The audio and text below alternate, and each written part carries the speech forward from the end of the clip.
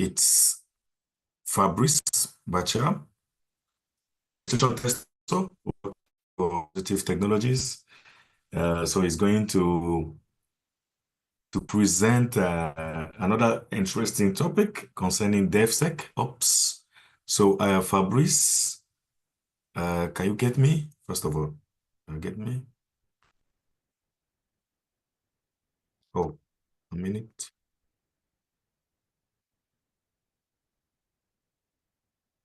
So you can try to talk now, Fabrice. So let me see. Okay, can you hear me? Yes, I can hear you. Thank you. So I was Okay. saying, welcome back to those who are joining us now. Uh, we are today at the last day of EOCON 2024, and we thank our sponsors, Exam Boot, Jfona, Africurity, and Africa Uni for this event. So today, Fabrice, can you turn your camera on also? Oh, let me see. Camera. Oh, sorry. Mhm. Okay, it's good, right? Okay, come. We have the background. Let me see my background. 1 minute. Okay. Uh, Let me see background. Blah blah blah blah blah background. This guy's more. So, who is? I was just introducing you to those who don't know you. Fabrice is a DevSecOps engineer. Yes, actually from Russia, Moscow. So he's also a certified AppSec engineer and certified API pen tester. So today is going to talk about building secure software at scale, the DevSecOps approach. So, I don't know if you're ready. Yeah, but I'm just trying to change the background. I'm very good with Zoom. I'm looking for this option. Background. Okay. Just Okay. check at the video button. Yes. Let me see background. Let me check. Okay. Mm. So once you're ready, we can start. Okay. I think it's good, right? The background should be good now. Yes, the background is okay, fine. Okay, so I can share my screen. Okay. Do you have are you using my PowerPoint or I will have to share mine?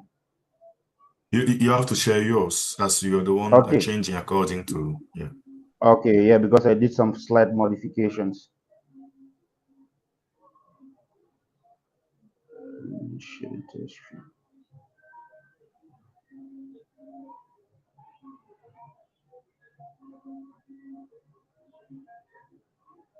Okay, so can we see my screen?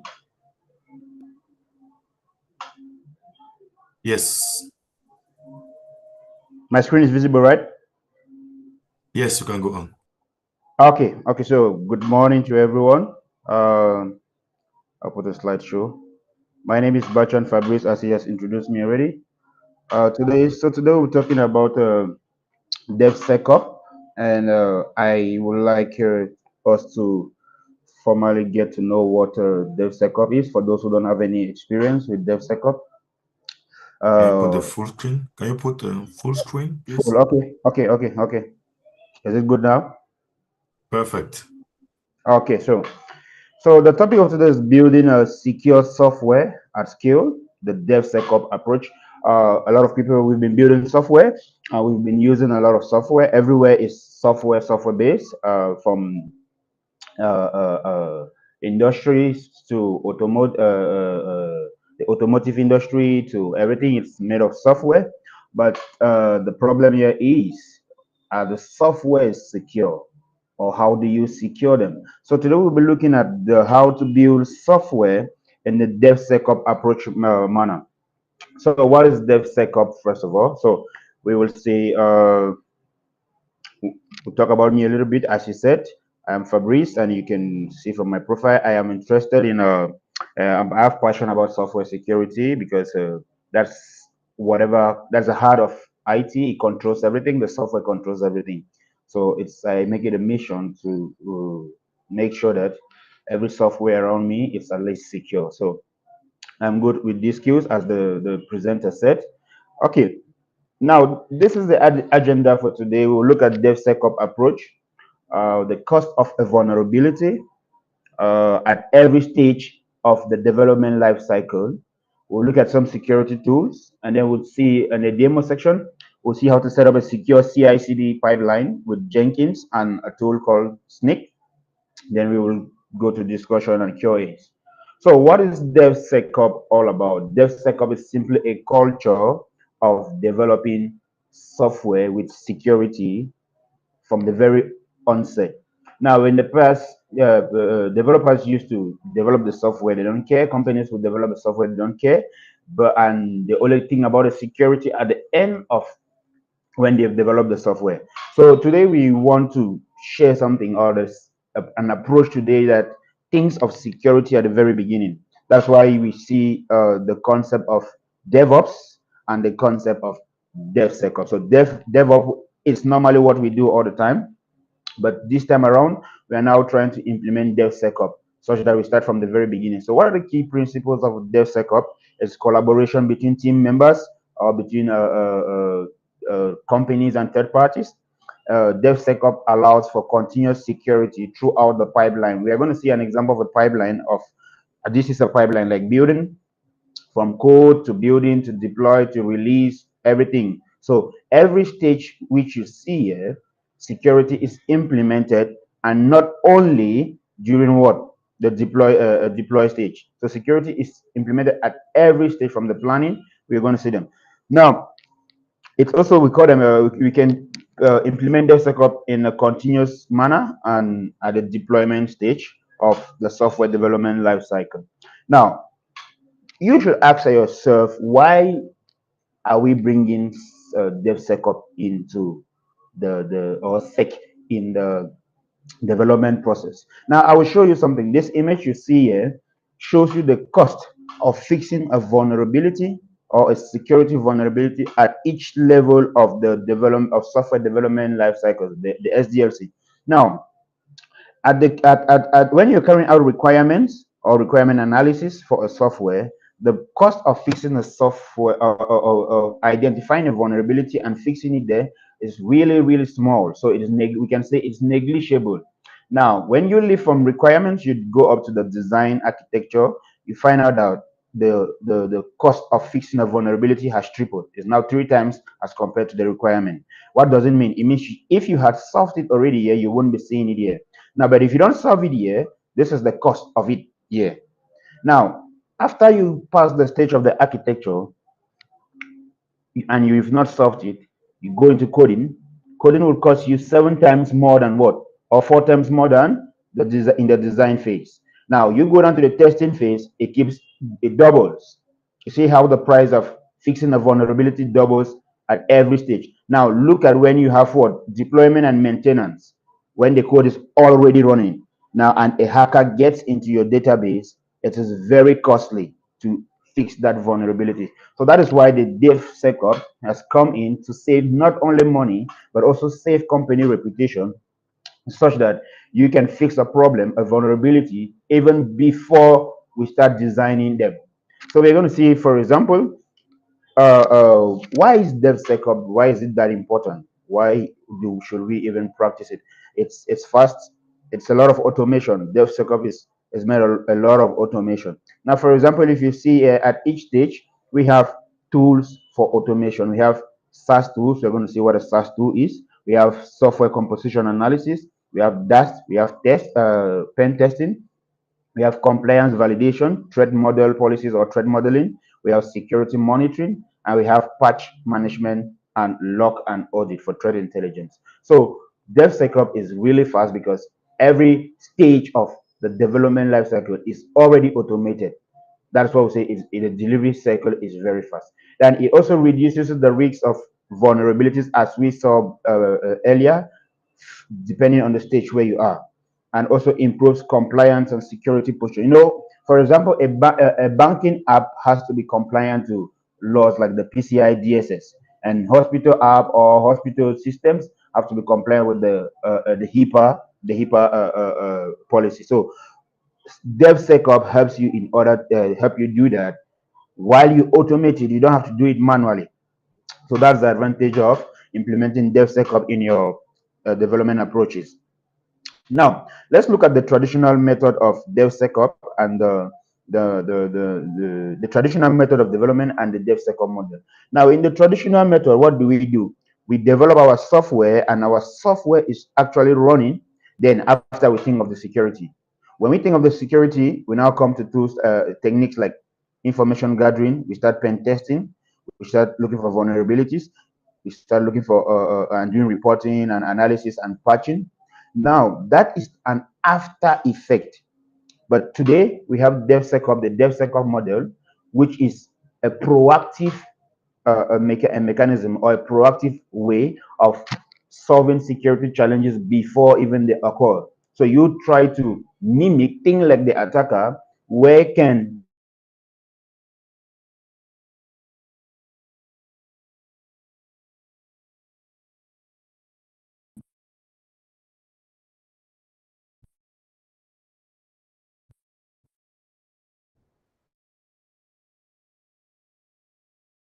an attack come from, as we are where a vulnerability can show up its face. So before you come up with your architecture, you will look up, okay, at this phase, this vulnerability can come up. At this phase, this vulnerability can come up. An attacker can easily bypass our authentication. So you don't allow the attacker to bypass before you start thinking of it. So the next one is the build phase. At the build phase, that's where you're actually you have collected the code from the developers, and you're trying to run the code to get the application, bundle it so that you can deploy to be it Google Play Store or whatever. Now, at this stage, we use tools like the software composition analysis. We're going to see each of them. We use tools like the SAS, the code review, container security and vulnerability scanning, and even the dust. So you see that at each stage, we have something to do. Now, with the testing phase, we can use dust. We are going to see what dust is as we go down the presentation. Then at the deployment phase, we can also do what? Penetration testing. So deployment is after when the application is running, and we can test it before we put it into the market, or after when it's already in the market. And the feed stage, when it is operating, we can do what? Updating it, patching it, or putting more security mechanisms. If maybe because during runtime some errors can happen, and we can add some security mechanisms like wire application firewalls. And lastly, the last stage of the dev cycle is the monitor. That means you monitor the application, even the security mechanism or controls you put in place. You monitor them to make sure that it's safe. So threat modeling actually happens. What is threat modeling? Is identify. I already explained. Identify and address potential threats before they even before they come. Now, the most popular methods we have the strides, the pasta, and the VAST. Now, the stride is the most popular, which stands for spoofing, tampering, repudiation, information disclosure, denial of service, and privilege escalation. So if you want to perform threat modeling when building an application, it happens at the design phase where you're trying to design the architecture of the software. That is where you perform threat modeling. Okay, the key components of DevSecOps is actually collaboration, because DevSecOps works. It's a culture, as I said before. It's a culture whereby people collaborate in order to provide best the best. Like security is it's not a team. Security is not a one-man team. It's not like a human resource where you'll be alone or you can do things alone. Security is not a one-man team, because no one person has all the knowledge it takes to do what, to protect an infrastructure or a software or any system. So that's why we say collaboration. Like most of you developers, you work on GitHub, you have GitHub repositories, and you guys can do collaborative development where each and everyone has a local repository of that cloud repository, and you guys work together. Now, also, one good thing of DevSecOps is process of automating security testing. We are going to see today how it automates security testing, and you will see the difference. So The last one is monitoring and incident response. So, what is incident response? Incident response is simply responding to an attack or responding to an event that has happened. So, depending on what has happened, you will take certain measures to solve the problem. Okay, now there are a lot of security tools out there for DevSecOps, for security. A lot of them, there are thousands of them out there. But today we're just going to look at one for, I think, one or two. Yeah, Snake. We're going to look at Snake and SameGrep. Yeah, SameGrep for analyzing our code repository and for also building our software. We will also look at how we integrate Snake into Jenkins pipeline. So, what is the pipeline? We will see how we'll go down there. Now, this is an example of a repository or a software repository that we had to work on. Now, I use Snake this one as a scan from Snake. This one is a scan from SameGrep. So SameGrep, they are all SaaS tools. What is SaaS? Static Application Security Testing. Now, what is static application security testing? Okay, now when you have it's similar to what we call a white box testing. For those who have been doing penetration testing, you understand what white box. So it's simply you testing the code. You test the security from the standpoint of having the code. You have the code with you. You test the security of the code. That's what I mean by static analysis or static application analysis. You have to work directly with the code, not the application. So the application is not yet bundled or it has not yet been deployed. You work directly with the code. And most of the times with developers. At this level, you work most of the time with the developers. Now, one of the most popular tool out there, we have Snake, we have GitHub code analysis, we have SonarQube. But for today, we're going to look at Snake. There are pretty good examples of documentation and videos online on GitHub code analysis and SonarQube. Even me, I've had some experience working with all of them. I think it's pretty easy for a beginner level.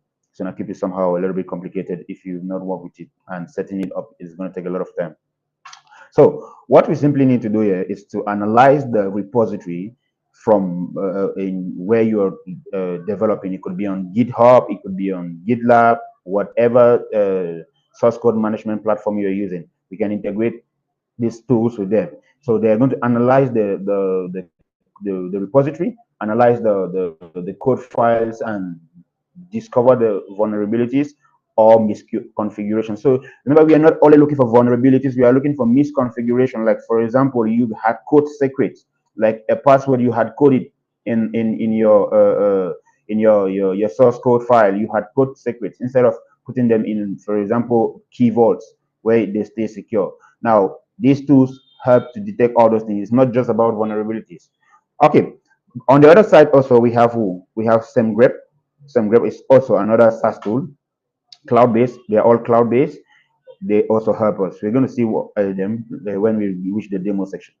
Okay. Now the next kind of test is what we call dynamic application security testing. Now this one is more of a black box testing. How do you do this one? This one, you don't have access to the source code. You have access to the running application. For example, I can just pick somebody's website now with permission. I can pick somebody's website and I do what? I do a DAS test on it. That is a dynamic application security test on that website. But I can't do a SAST on that hosted website because I don't have what? I do not have the source code. So note the difference. SAST is for source code evaluation and review. DAST is for running applications already. So we can use what we call here OWASP Zap. It's a fuzzing tool. It's going to find out the kind of vulnerabilities. For example, you can see here, this is a website, a web application. Now you can see, for example, they have vulnerabilities here of different categories, from medium to high to critical to information. So when it scans this, it gives you these results. These are these results. Now, based on this, you can tell whether it is actually severe or not. Some might just be a flag, just informational. Same thing with this tool, Burp Suite. One of the most, I like Burp Suite a lot. It's pretty easy to use, and it gives you a lot of information, especially when you want to deal with applications. So WebCV is another tool for dynamic testing where you can test applications, do whatever thing you want to do, and get some feedback from. You can intercept traffic from the application and send back the traffic, modify the traffic, and send it back. So BuzzFeed simply gets the traffic. It's like a man in the middle. It gets the traffic and takes the traffic, modifies the traffic, send it back to the server. If it's vulnerable, then it's going to do your biddings. So that is dynamic application testing. Now, the next one is what we call EAST, Interactive Application Security Testing. What is it all about? It is a combination of what? DAST and SAST. Most of it's more of digital. It works in real time. So EAST is a combination of your DAST and your SAST, and most of them it hardly has some most of them have a lot of EAS a paid version, which you have to pay. So we will not, I will not be showing you any EAS application, any of the platforms because we don't have the paid version. Now, but I will be showing you about on SAST, which is Snake. Snake is equally a SAST, a DAST, a YAST, and also a SCAR. So you just need to activate whatever thing you want to use on it. We're going to say so. EAST is a security testing methodology that works inside the running application to detect vulnerability of the application. So it can get the source code, you can get it from the source code, you can get it from the runnings of the application. So when the application is running, it provides some data, it provides some feedback, and EAS is going to use that feedback to do what? To tell the state of that application. So now the I think the last component is SCAR, which we call Security Composition Analysis. You know, most of the softwares we develop today, just 80%, just 20% of software which we write is actually ours. The rest is mostly third-party software.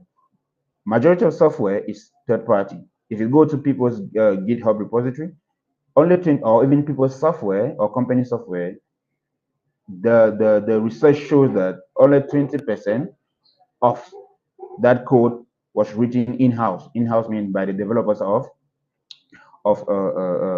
the company. So what is the use of SCAR or security composition analysis? Now it is used to test third-party applications or third-party libraries or third-party code to find what vulnerabilities from them. For example, the libraries you import when you're developing your software were written by some people, by some company, by some open source guys. So SCAR is there to test all those open source tools, like open source libraries, third-party components that you integrate, like APIs, all those things that you integrate into what? Into your application. That is the use of a SCAR. Now, one of the most popular SCAR tool that we have, which is free, is GitHub Dependabot. What is Dependabot? Dependabot is a functionality in GitHub that will scan all the dependencies that you have in a repository and will tell you where or which one is vulnerable and give you the level of vulnerability. For example, we have here, you can see from the picture or from the image, you see that Dependable here is activated on a single repository, which is not even up to 10,000 line of code. Let's say something like that. It has about 143 vulnerabilities, and some of them are very, very critical vulnerabilities. So Dependable will help you do what? Figure them out, and also it will ask you if you want to do what? If you really want to upgrade them. Sometimes you have those vulnerabilities because your software is outdated or your libraries which you are using. For example, if we are using Python 3.2, 3. Let's say 3.10, and you're still on 3.5, there's possibility that there's a vulnerability. So what is Dependable going to do? It's going to find out which Python version is compatible with your application, and it will suggest to you, okay, you should do this upgrade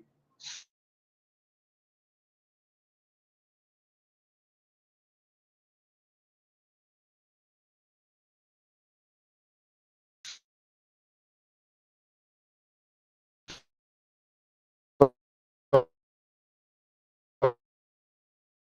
that you limit these vulnerabilities or possibly deploy or run what your software from planning to building to testing to monitoring to operating and deployment. That is a pipeline. So how do you build a secure pipeline? Incorporate security testing in your CI/CD. What is your CI/CD? Continuous integration and continuous testing. So when you guys have and you want to ensure that their code which they are writing has some security standard, you can apply what some security checks on the code without even deploying them. We'll see here as it is done. So the best practice in building a secure software is to shift left. What do we mean by shifting left? Shifting left means that start security from requirements. Do not start security or do not start securing or thinking of security when you're already deploying the application or when the application is already running, because it is going to be very expensive for you to do what secure at that level. We saw the cost of fixing a vulnerability at every stage. So implement security left. So return back to the requirements. Start from there. From the requirements, you go to the architecture. You make sure you solve the security. That by that way, it will help you stay compliant all through. Now, what are some of the challenges with this DevSecOps? Because in everything there are challenges. There's resistance to change. Developers find it sometimes difficult. Sometimes security engineers always have problems with the developers because security guys will always come and implement some kind of harsh rules, change this, change this, change this, and sometimes guys they don't want it. The security guy, the software guys, they are angry and you say it brings about that resistance. Sometimes a security guy will tell you, okay, instead of using a higher version, use a lower version because a higher version is not stable. And the software guys, no, they want a higher version, so because maybe the higher version comes with some extra less work. So you get it. So there's also integration complexity. To integrate security into the process is a very challenging one because you need to understand every security requirement at every phase of the development. And there's also lack of expertise and lack of accountability. So what are the solutions to all of this? We need a collaborative culture where we all communicate together. We share experience because I said from the very beginning, no one has all the knowledge in security or in IT. At some point you're weak, and some point another person is stronger. So no one has autonomy over knowledge. Now, also use automation, like tools like Jenkins, tools like Ansible to do automated deployment and other like. Then and invest. The biggest thing you should do in an organization is to invest and train your team, because they are the ones responsible for what? For the success of that project, for the security of that project. Then let security be what? A shared responsibility. It's not only for security professionals, it's for everybody. Okay, so this is the workshop. I will go down into the practice, but let's see. I will show you, we'll see how to practically implement DevSecOps principles. And this is an example of a pipeline that has failed. Why did it fail? It was supposed to deploy this application on Docker Hub. Docker Hub is it's a repository where it deployed Docker images. So it was supposed to deploy this on Docker Hub, but because it doesn't meet security requirements, the pipeline has to break here. So we're going to see pipeline. Let's go. Okay, let me explain the architecture of the pipeline. So this is I will try to explain the tools. This is the VS Code. You all know our IDE where we all write our codes and other like. Now this is Snake. Now you can start security even when you've not started coding. You can start testing as you code, even line by line. You are testing your security. So you can implement, you can integrate Snake with what? With VS Code, and as you write the code, it will be tested. So if you miss at this stage, you can still equally use it at this other stage on GitHub, or on your source management tool. Okay, you can equally use GitHub has its own security tool where you can, if you don't want to use Snake, because Snake is not owned by, it's not developed by GitHub, you can use SAST. GitHub action. You can do static application security testing with GitHub action. Now, after you've done your security on GitHub on your VS Code, you can also analyze all the code from different developers. When they merge it, when they do a merge on GitHub, you can analyze it here before building the software. Once that is done, you can now automate your deployment with Jenkins. Now, after Jenkins would build the image or get the application running, you will also do what? Test the application after deployment before you send to what? You scan the image to make sure that there was no problem or no security vulnerability that was left out here. You scan it, then you send to Docker, then you can now push to the Docker repository. And that is where static application security ends. Now, it's on Docker registry, just like Google app, Google Play Store. Now, this is where you now come with Dust, because you no longer have at this level, after this, you no longer have what? Access to the source code. Now, this is where you now use tools like Zap, OAuth Zap, developed by Checkmark, and Burp Suite, as I explained Burp Suite before. You can use them now to carry out what? A test on on the application which is running. Okay, so I will leave this. We'll come back to the conclusion later, and I will go to the demo. Can I? Okay, let me go to the demo. I will have to share my demo screen. Yes, sure. Okay, make sure you let me know if you don't see it.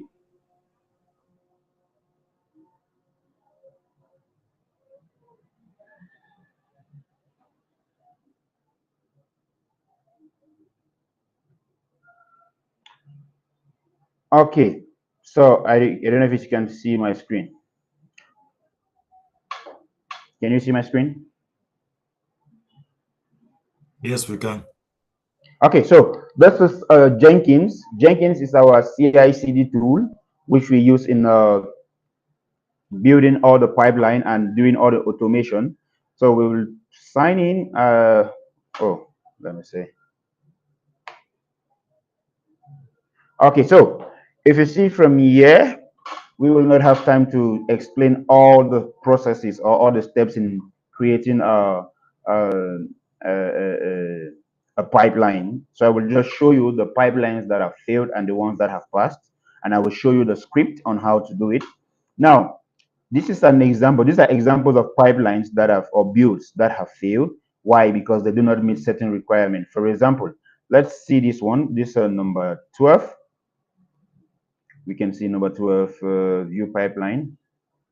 Okay, you see that the pipeline, after it, the first thing it does is to check out the code on GitHub. It picks the code from GitHub, checks the security of the GitHub, and installs whatever tool you've the build tools. For example, it's a Java application, and we are building it using a tool called Maven. So it's going to do what? Install Maven and every set of the environment based on what the script we wrote. Then it's also going to fetch the code from what? From GitHub and then build it. Now, after building it, it tests if the application works, not the security. It does a unit test and an integration test. Now, you see here that there is no security here. What happens here? There is no security here. It builds the Docker image, and when it is time to be scanned by Docker, it fails. Why? Because the application is not compliant according to the security standard that we place in the pipeline. Now, I will show again another one. Let me show you another one, a pipeline that succeeded. Okay, this is another pipeline that succeeded, this 13. Let me see the pipeline overview. Now, you see that the pipeline succeeded in deploying our application and it sent it to Docker Hub. As I said, Docker Hub, it's a platform for Docker images. It is the same thing like Google Play Store where you can host applications. So for Docker Hub, you host images, Docker images. So you see that this one succeeded. Why? Because we didn't put any security test here. So it means that that application has been deployed online with a lot of vulnerabilities, thousands of vulnerabilities, because we don't check the vulnerability. We just check the functionality of the application, and it worked, and we pushed it. So imagine yourself a customer, you develop this kind of software and you send to a customer. You can, without this is without implementing security, you can already know the kind of risks that person is going to face. As we are going to see next, we are going to see some other the same one, but now with security requirement. You'll see how it fails, and you will see how it was. Let's take a look at this other build. Yes, open overview, and not this one. Let me go to 17.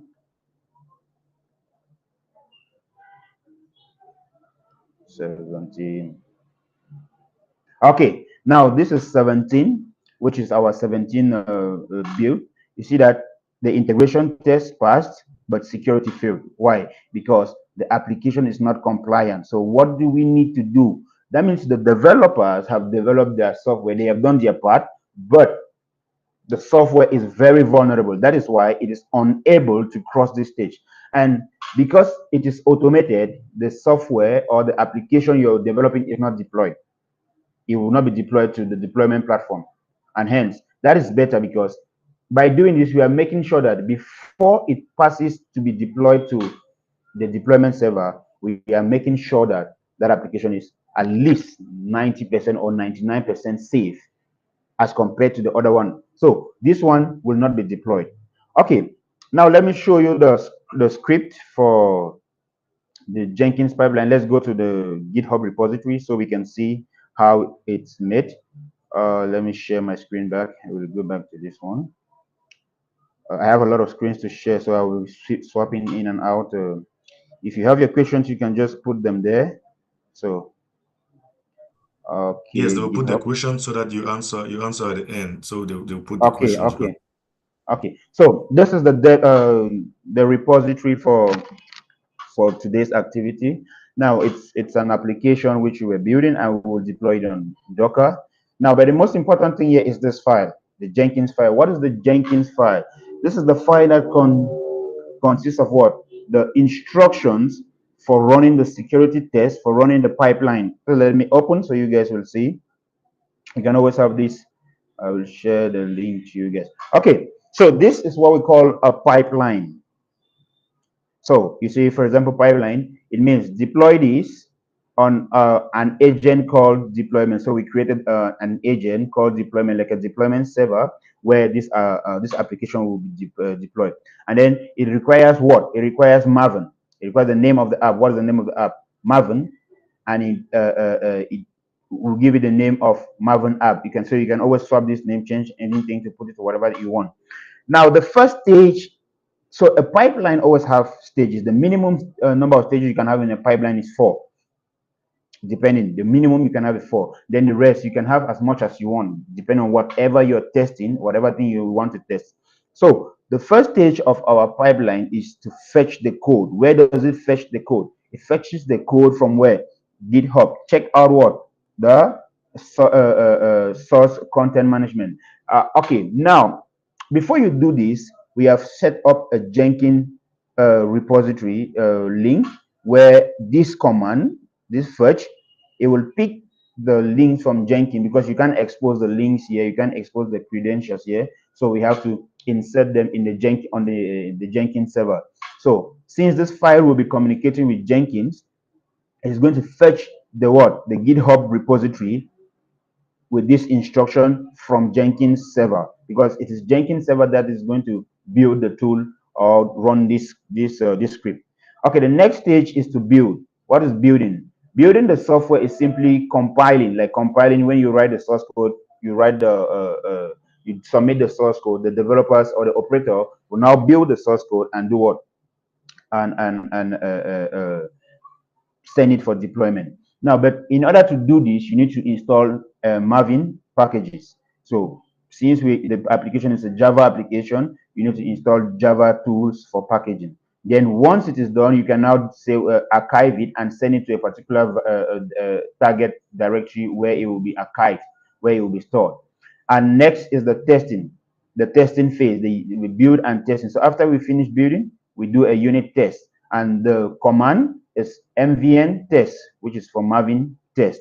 Now, the last one now, which is the in of the test, is integration test, which is to using the command. So these are simply the commands that will be run on this pipeline. So mv verify what? Verify the build if it is in accordance. Now, where it is more important to us is at this level. This is the most important level for us as security engineers or as security professionals. This is the most important level. So here we define a stage called what? Sneak security scanning. And if you remember, this was the stage that failed. Now, it will give some certain commands. Sneak has an engine that is, it will test all your software, it will test all your code to make sure that it's compliant. So in order to do that, we had to connect the Snyk server, my Snyk API with Jenkins server, such that Jenkins server will have access to Snyk, because Snyk is installed on Jenkins using a plugin. So when you install the Snyk the Snyk plugin on Jenkins, it will ask you to give the API for API token for authorization. So that's why you see here the credential ID, not the credential. One mistake developers also do is that they will come and put the credential of their API here in the pipeline, which is also another problem. You're solving a problem and causing another problem. So in this stage, we just do what? Just give the variable or the ID which holds what? Which holds the token or the API. So this API is saved somewhere on a secure environment, like in a Jenkins. The Jenkins server, it is saved on the Jenkins server.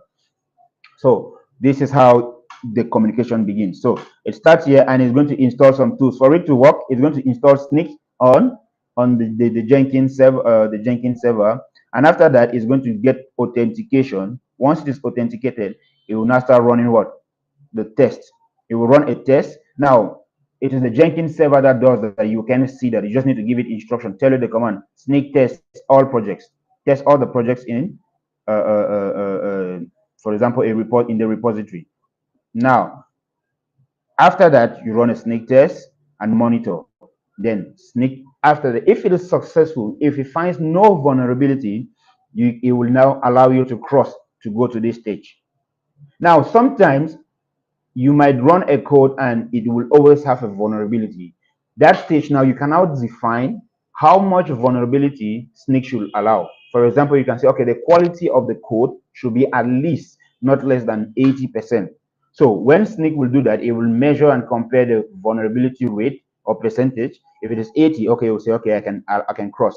So don't make the mistake of always wanting 100% security scan. You think that it will not pass. Most of the times it will not pass. Sometimes you can have false positives, so it will not pass. So if you have a scan of at least 90%, 95%, yeah, good, that's good quality, then you can pass, because some vulnerabilities sometimes are not actually exploitable, or you can exploit them. So it shouldn't stop you from building, from having your build. You now see why security guys always have a problem with the developing guys, because this is what is going to hold them standby, because they need to solve all those vulnerabilities. But now Snyk has done something. Once it finds that vulnerability, it's very easy for Snyk to do what? You just say click. Snyk will propose solutions for you, and what you just need to do is just click on it, and so everything is solved. So Snyk will solve the things for you, and you have no vulnerability again. So after this pipeline, we are going to see how we can integrate Snyk into you can integrate Snyk to scan our repository. So this is actually the pipeline. This is what you need to write. And as I said, it depends on your software. Some pipelines are just 4 stages. Some are just 5, 6. So it depends. The minimum is 4 stages. So after you've done the test, the next thing is to build the image or build the application, and you send to Docker. You install it on Docker. This is actually installation on Docker. Now, once it is also installed on Docker, you also scan it again once it is seated on Docker. I think it's understood. So once it is seated on Docker, just like you download an application onto your machine, you also need to scan to make sure that, okay, there is no left vulnerabilities in the past or behind, or if there are, you also solve them also. Now, After that, you can now push it to what? The GitHub, the Docker repository, because Docker has a repository just like GitHub. As I said, Docker registry is where you can save your applications. When you develop them, you save them just like Google Play Store. And lastly is to deploy the application. So we can deploy this application on the deployment server, and it's going to run effectively. Now, let's see now how we can make Snyk. We can integrate Snyk with this repository. Now, even at this level, we can use GitHub code analysis. Now, what you need to do is just come to this. I will use GitHub and I will go to Snyk. So you come to security. You look for what? Depender bots. Also, depender bots can also help you tell you the problems with the dependency. You can also do code scanning, configure scanning tool. Sometimes, okay, now you can configure your scanning tool with what?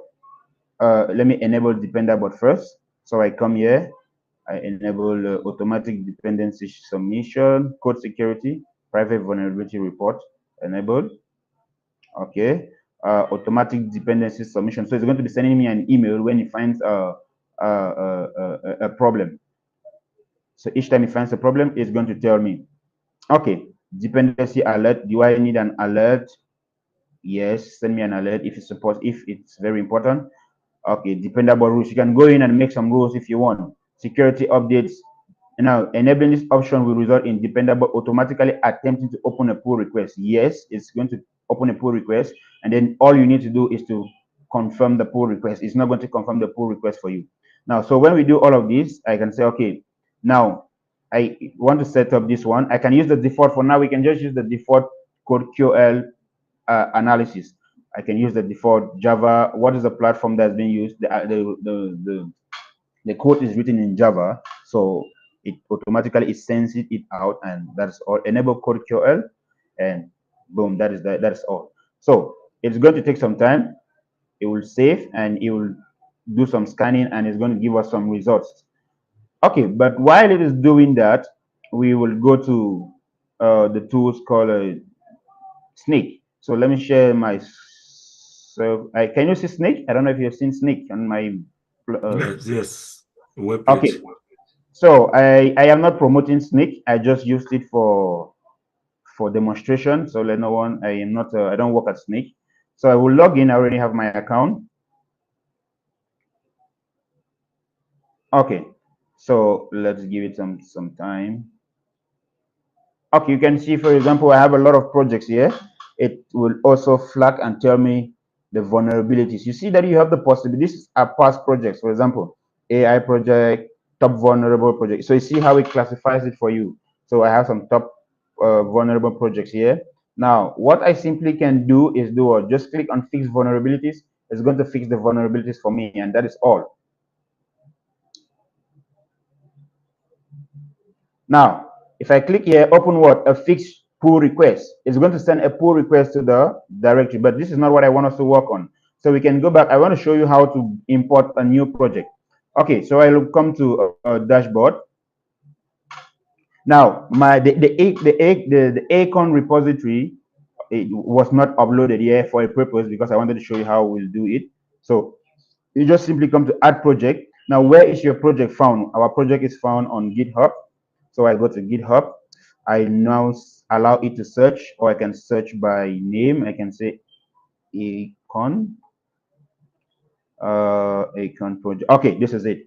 So what I need to do now is upload the code to Snyk. So Snyk is going to add it to one of his projects. So I already configured my Snyk to have access to my GitHub.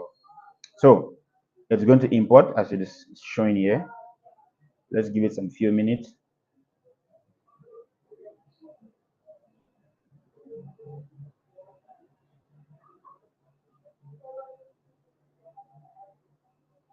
Okay, I think it's imported already.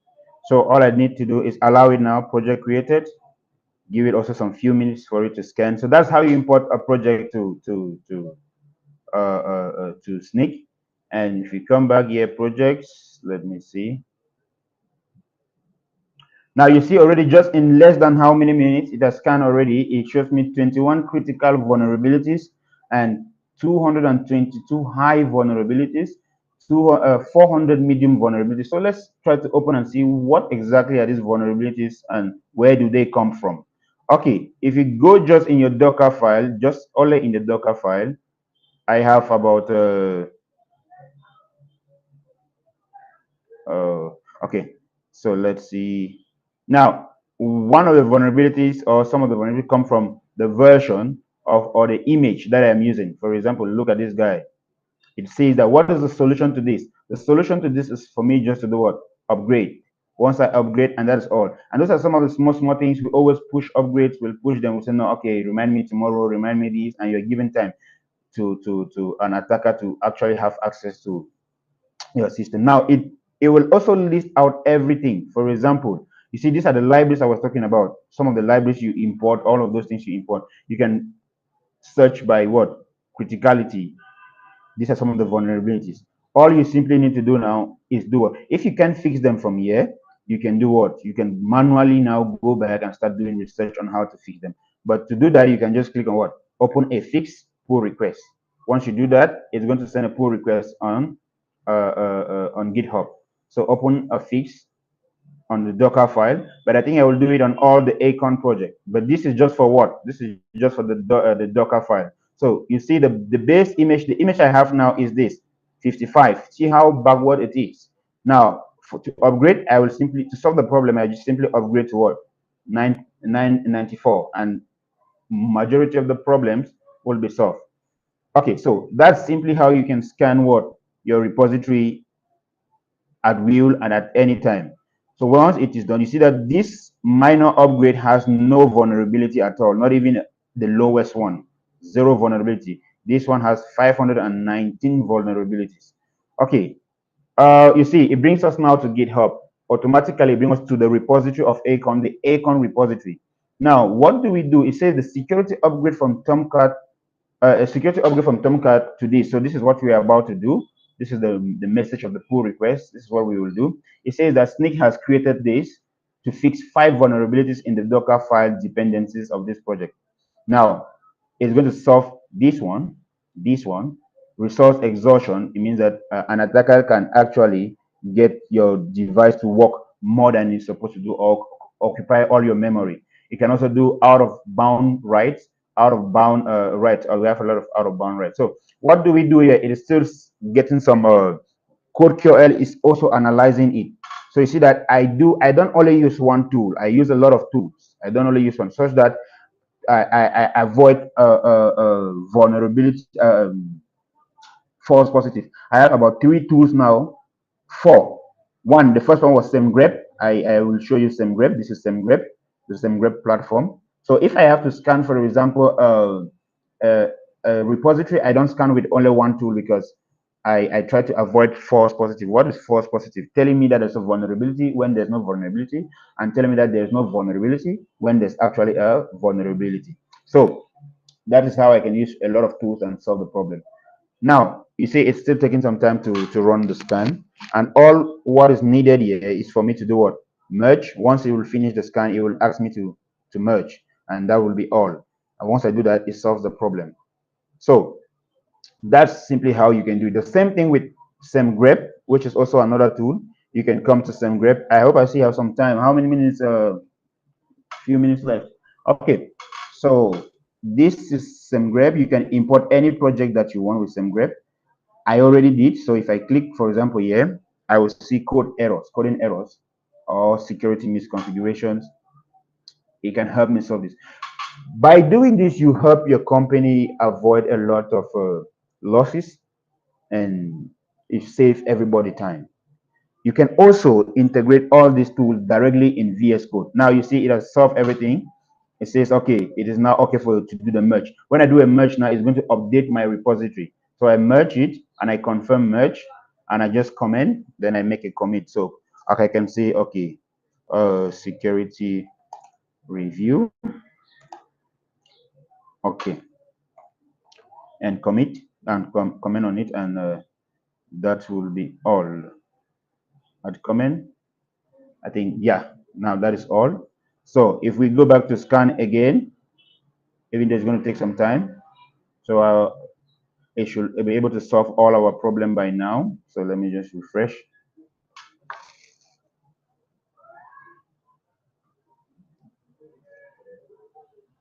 So you see, now we have no vulnerability left. You see, with just one click or few steps, you've solved a whole ton of problems. We had about 500 vulnerabilities. Right now, we have none again. So I will definitely say, okay, we actually end with this because I see my time is almost up.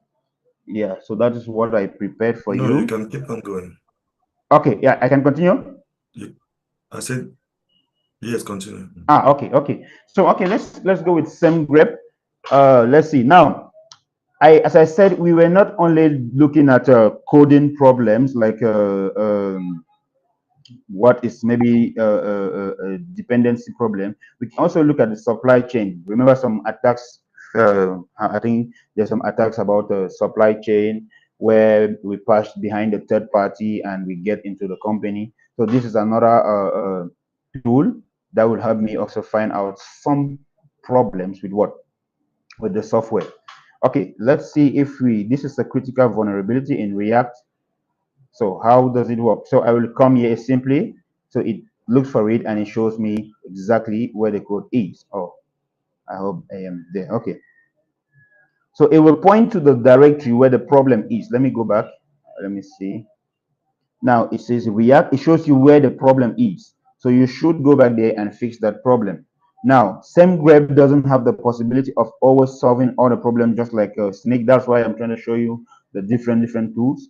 So this one with the Snake, it will show you exactly how to solve the problem. So let's return back to this guy. Okay, let's continue with the Snake. We were on EOCON project. Now remember on EOCON project, we only solve the problem of Docker file. We can also look at the code analysis. It has some vulnerabilities. We see how we can solve them.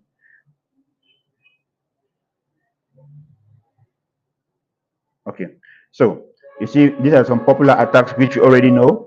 Okay, now look at how it is detailing everything. It tells you that okay, in this from analysis it has done. Here you have this problem. You successfully uploaded a file and this is the code. What will this happen? This particular code will lead to what? Cross-site scripting. Now, do you want to focus on it? Do you want to know how to fix it? If you don't want, you can ignore. Maybe sometime it could be what? It could be a false positive, means that it's not actually a cross-site scripting. It will not. You will not be able to execute an XSS attack on it. So once you discover it, what do you do? You can simply just do what? Ignore it. Now it shows you exactly where it is found. It's found in the file upload Java controller. Now, if you want to fix it, how do you fix it? You can come to this, click on it, fix it. It's going to tell you how you should fix that error. Or it's good. Let me go back. Okay, let's see. Okay,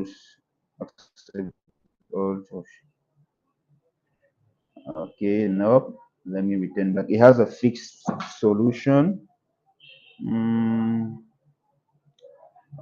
me see. Blah blah blah blah blah. Okay, full details. Okay, so now you can say fix analysis. This is the data flow, so it shows you where the problem is. You can say fix analysis.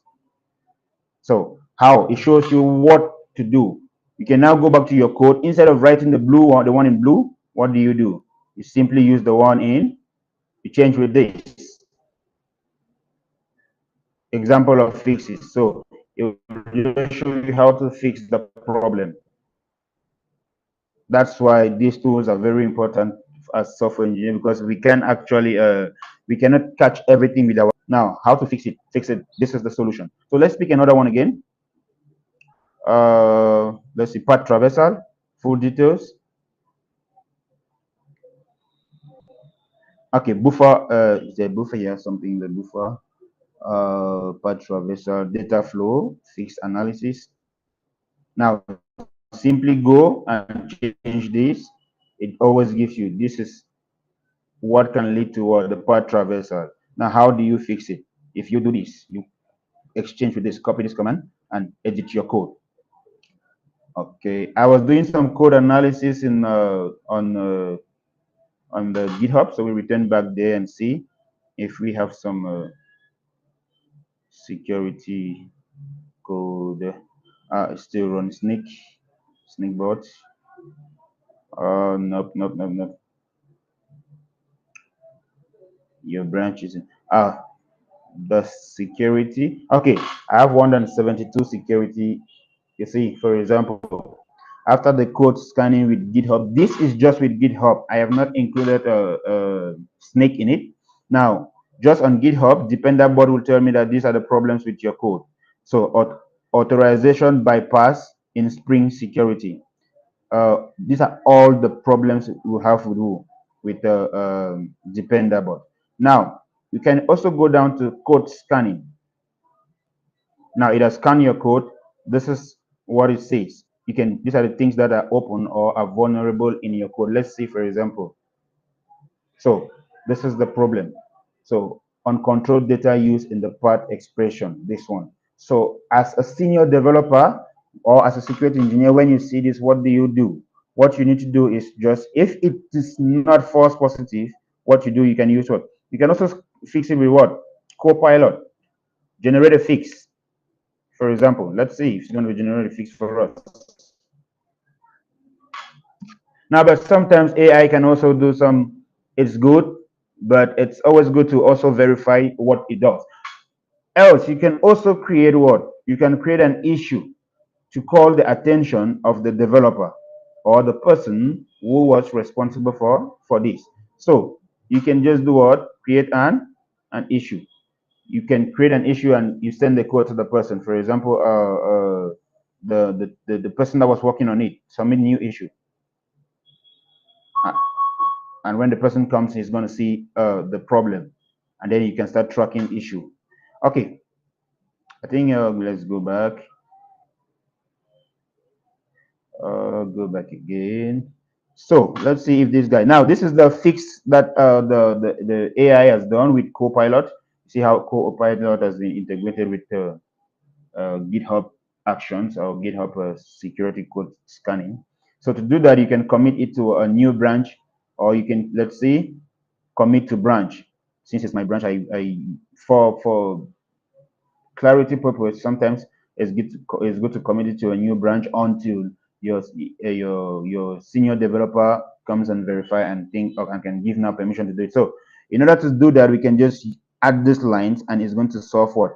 It's going to solve the problem. So we commit to branch, open a pull request and do what? Let me see.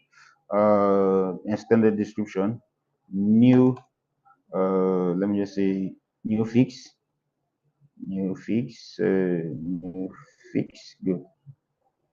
Open a pull request, select a branch, Springboard. Okay, change. Okay, your first automated security fix. So it will check and it will do a merge. It will scan with all the tools and give us a merge.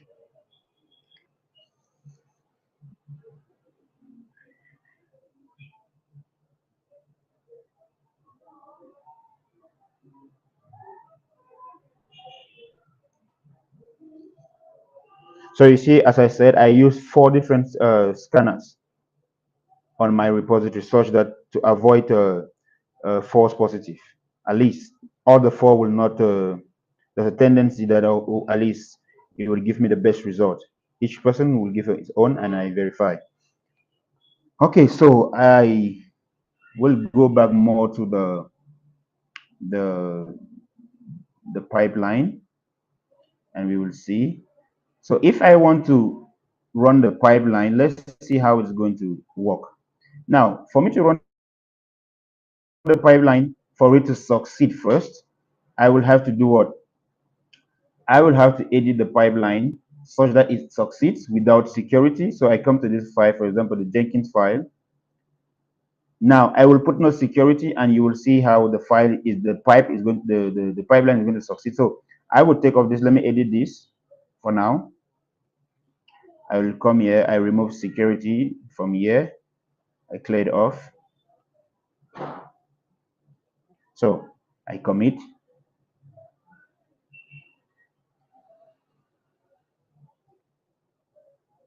Okay, so now we'll go back to the Jenkins server and we run a build. Let's run a build on Jenkins server. I will stop here and share. I think I'm sharing my whole screen. Let me go to the other browser. I have actually three browsers. Can you see the Jenkins server? Admin, I'm on Jenkins now. Can you see the interface? Yes, yes, yes, Okay, yes, okay, okay. So yes, now, yes.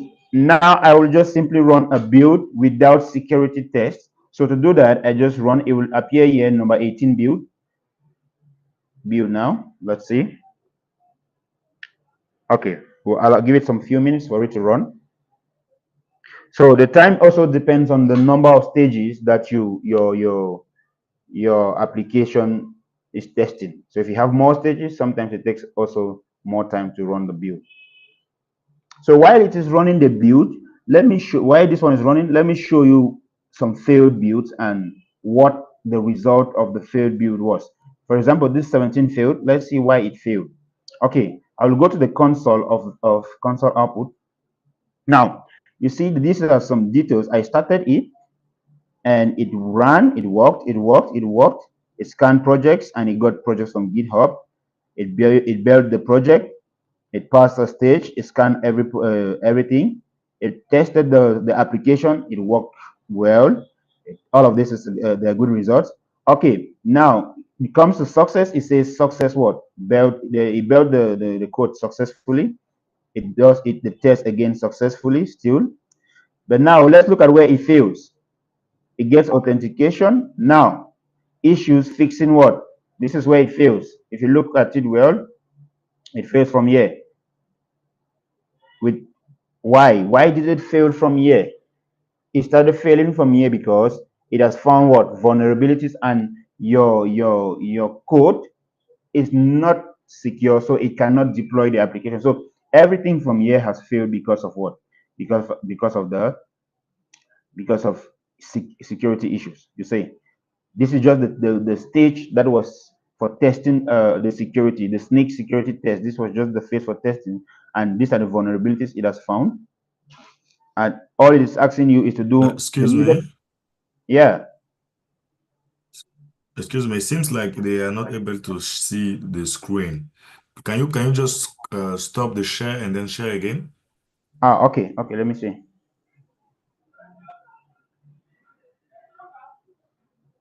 Let me share again.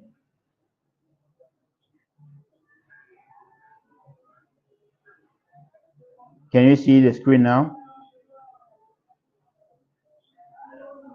I can still see the screen, but I hope the other ones can be able to see also.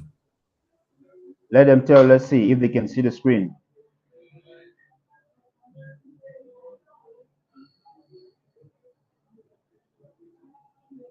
Can they see the screen?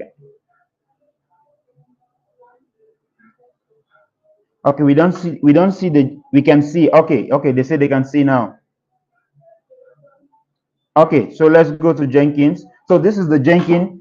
This is the area where it failed because of security issues. Now, if you look at it, this now when a Jenkins pipeline fails, everything beneath it also automatically fails. So it's not like once it fails a step, it will skip and go to the other. No, once it fails a step, everything under it also is not executed. It stops it.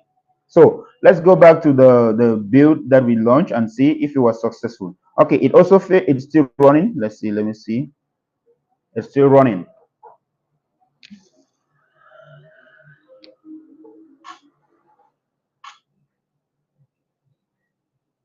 Let me see. Sudo docker ps minus a. Ah, that's why it's still running, because some the same Docker containers are already running. Sudo docker, because the containers were already deployed, so the stage of deployment is hanging because there is no space where it can deploy it. So let me remove these containers. Rm minus f to force f02. Remove the first container. The next one is 32.4. 32.4 sudo docker images.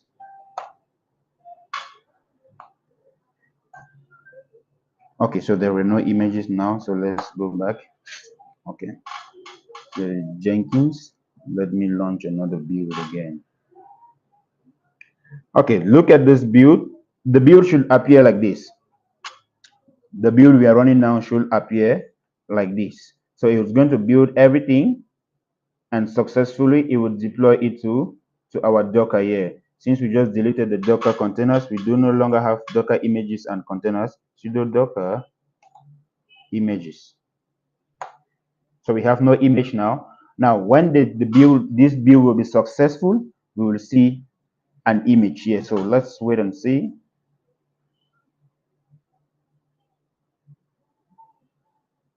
Okay.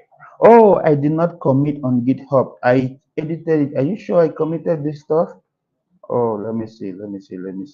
I did not commit the build. Let me see. I did not commit the build. Did I? Yeah, I did. Yeah, I did commit the build. Let me edit this. Wait.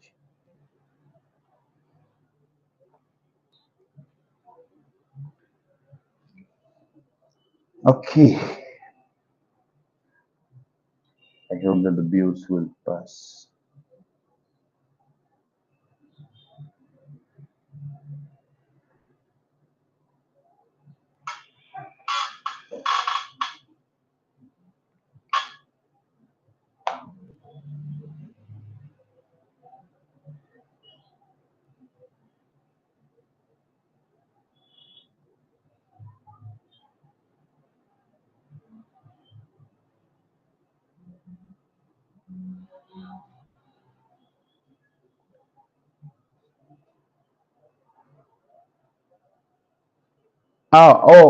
My deployment server is offline. That's why it's not.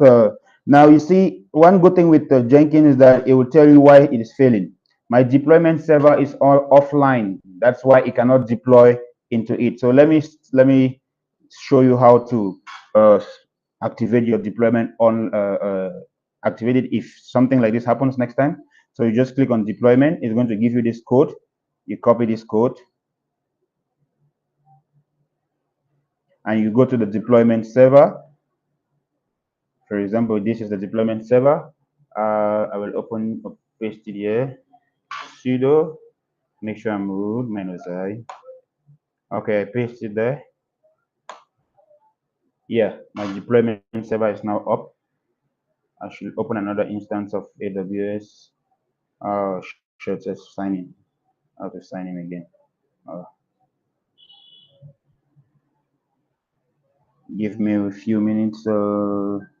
Sign in with your user email. Okay, sign in.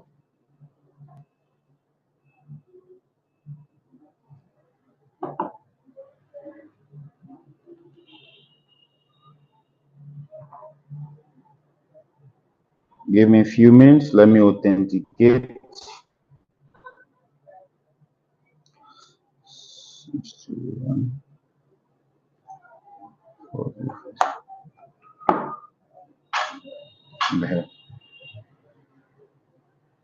Okay. Okay, so let's see. Let's go back and let's refresh and see if our deployment server is up.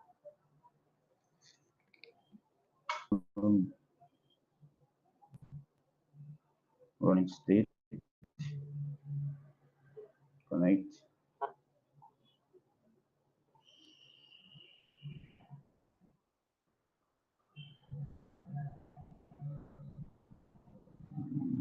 Let me open another one.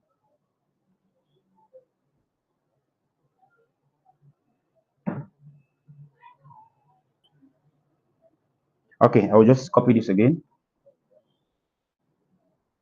Copy this and try to run again so that the deployment server will come online. First. Okay, if we have questions, we can go ahead with the questions. Any question? Okay, I we think have my questions. We okay, have okay, no problem. questions. Yeah. Okay, wait, let me check in the chat. Hmm. Okay, there's one question from Loic asking what are the biggest challenges implementing DevSecOps? How can these challenges be overcome? Okay, as I said earlier, I mentioned at the beginning, the biggest challenge is collaboration because most of the times, the person implementing the security sometimes doesn't even understand coding. Sometimes you might know you don't understand code. The security guys implementing security don't understand the code structure. That is why, in order to solve that particular problem, you have uh, to collaborate with the developers, because sometimes you might even want to run a build and it doesn't work because you skip a pertinent step which you don't understand. So collaboration is the problem. Is I can say the problem here is integration. Now, to solve this problem, we need to collaborate as a team to solve the problem. That is the biggest challenge in DevSecOps. Okay, And fine. another challenge which we face every day is the rapid growth of vulnerability. So you can do something today and tomorrow it's already outdated. So you have to always constantly be doing it. Okay, fine. There's another question from Emily. I just copy and paste. Once Okay, okay. vulnerabilities are discovered, how to put a good process to ensure that everything is correct before moving on. Okay, once a vulnerability is discovered, there are two things you do. One, first of all, verify if it's a false positive, if it is actually a vulnerability, because sometimes the tool that is scanning it could scan it as a vulnerability when it is not a vulnerability. But if you find out that it is a vulnerability, the next thing you should do is find how to solve that vulnerability, either using the tool or going back to the code manually to correct. For example, you could be using a wrong function, a vulnerable function. For example, in C++ or PHP. Yeah, PHP, we have a function like the eval function. It's very vulnerable, and using that will give you a lot of problems. So if a tool cannot, it detects that it's a vulnerability and it cannot solve it, then you have to manually go down to the code and solve it. So that's why sometimes security engineers too need to understand coding. Now, you can also research. You can research, and I heard the last speaker was talking about artificial intelligence.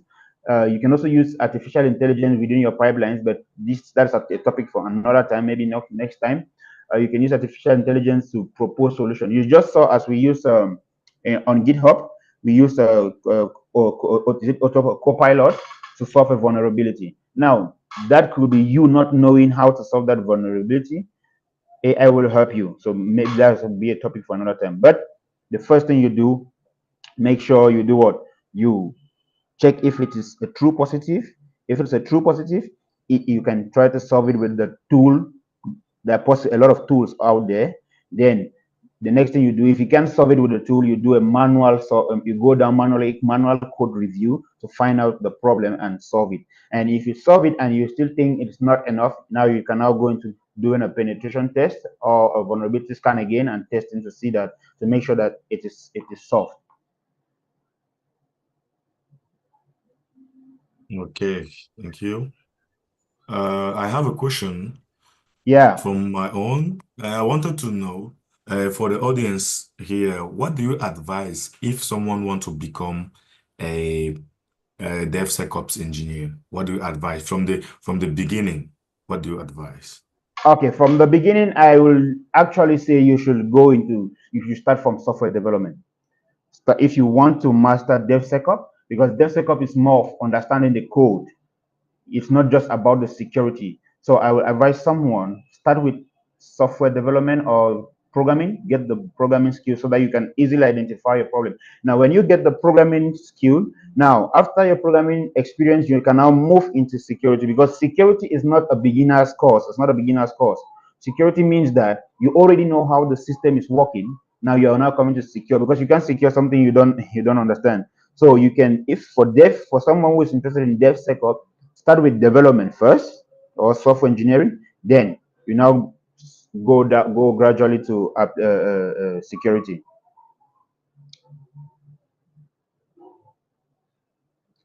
Hello?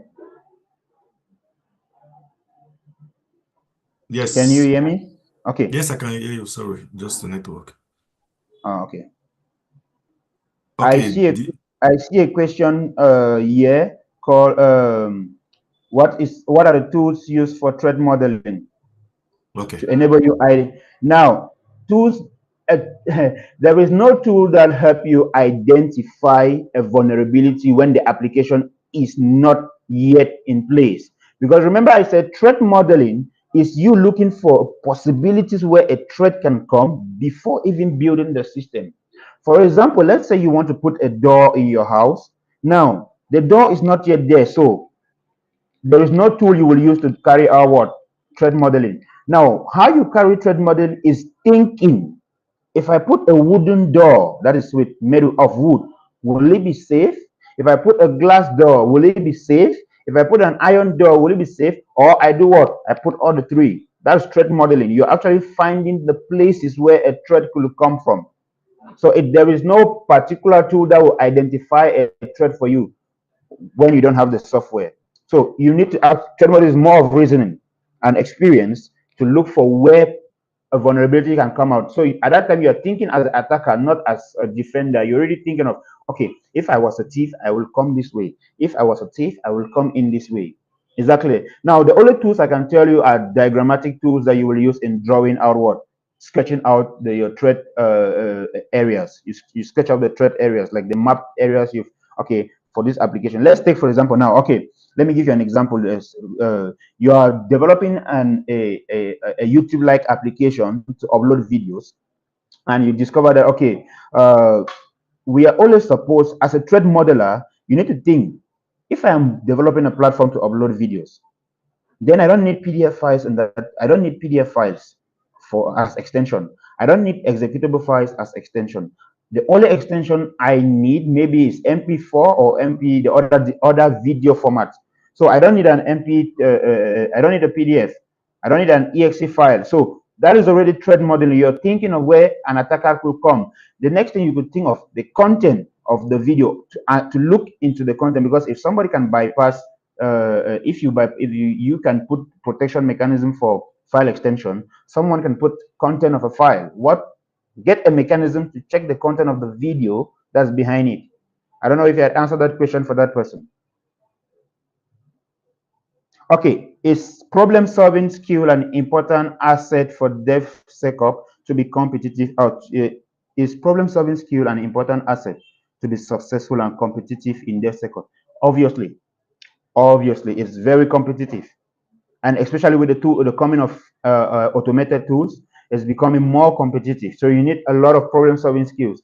You need to be able to pick out vulnerabilities, to analyze the code, because at some point the scanners will give you errors, they will give you false positive.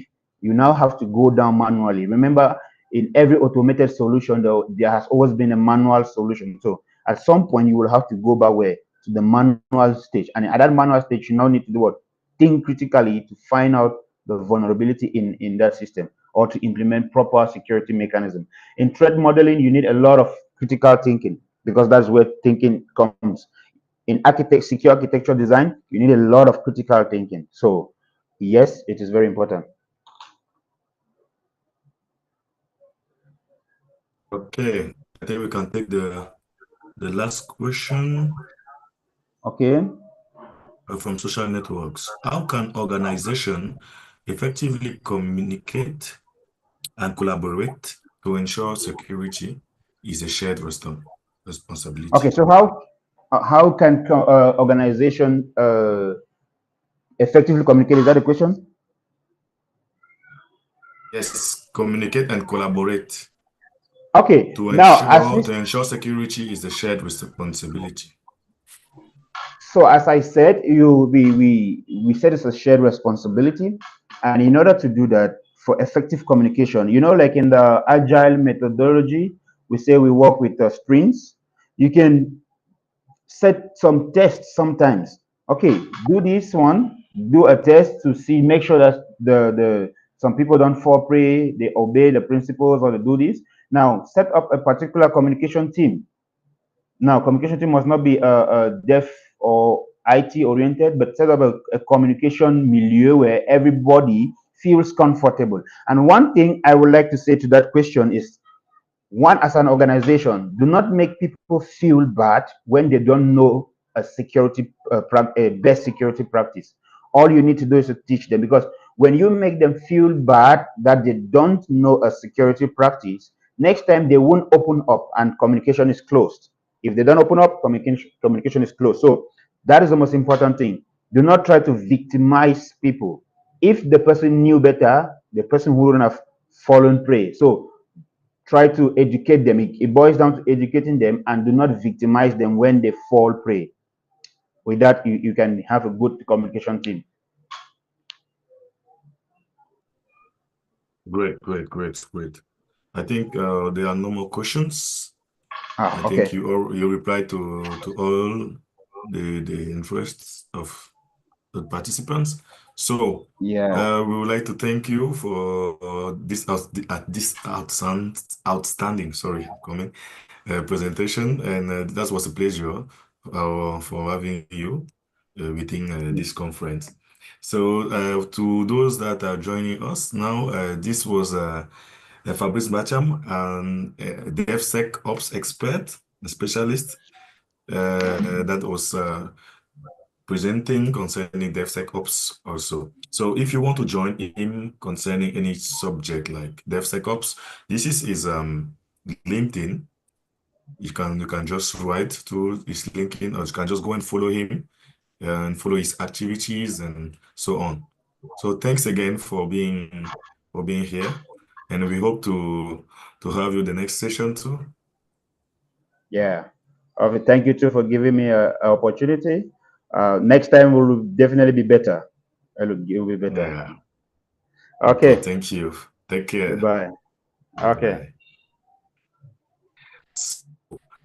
Uh, we are almost done with the conference this year. There's only one session remaining, and this one will be in French, presented by, as you can see at the screen, presented by Mr. Bettina Bene.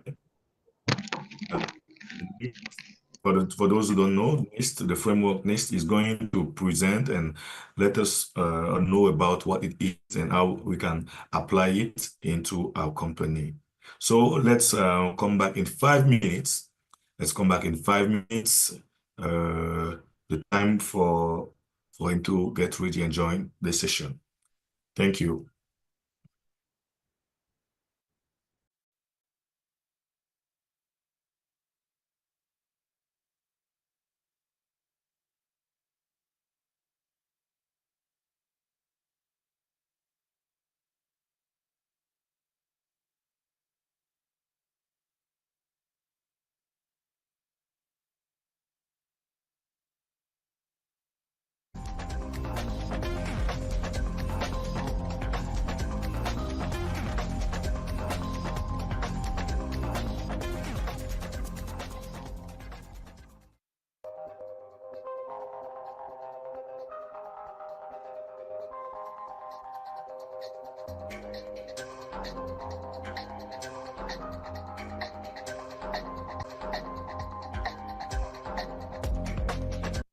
Struggling with IT certification exams?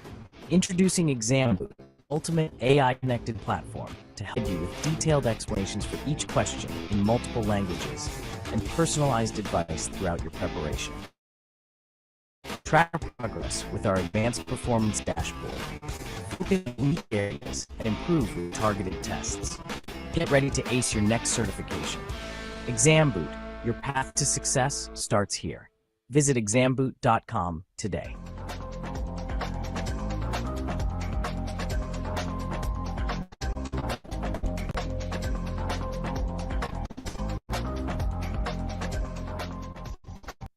Attachez vos ceintures. Si vous souhaitez un expert cybersécurité reconnu dans le monde entier, Bootcamp CISSP est votre billet d'or. En un mois seulement, vous maîtriserez 8 domaines du CISSP avec l'aide d'instructeurs certifiés et expérimentés. Une méthodologie pratique comprend des études de cas, des ateliers pratiques et des simulations d'examen sur notre plateforme ExamBoot. Et le meilleur dans tout ça, notre programme est conçu avec flexibilité pour s'adapter à votre vie professionnelle bien remplie.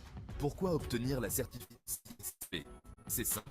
Bénéficier d'une reconnaissance internationale, booster les opportunités de carrière et décrocher des postes mieux rémunérés et plus responsables. Ne manquez pas cette chance de transformer votre avenir professionnel. Inscrivez-vous dès maintenant et profitez de notre tarif spécial pour les 10 premiers inscrits avec le code promo CISSPJAN 25.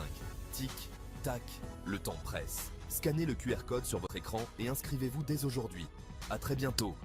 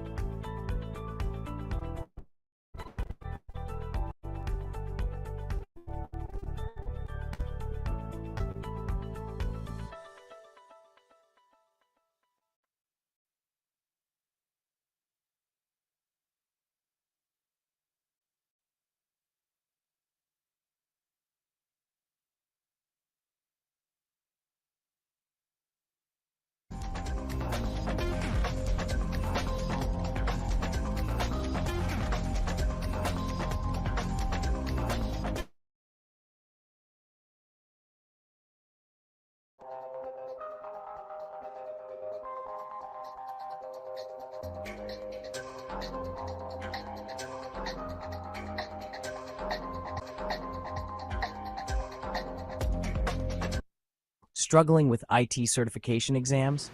Introducing ExamBoot, the ultimate AI-connected platform to help you succeed. With over 30,000 real-world questions from over 150 certification providers, ExamBoot gives you everything you need to prepare.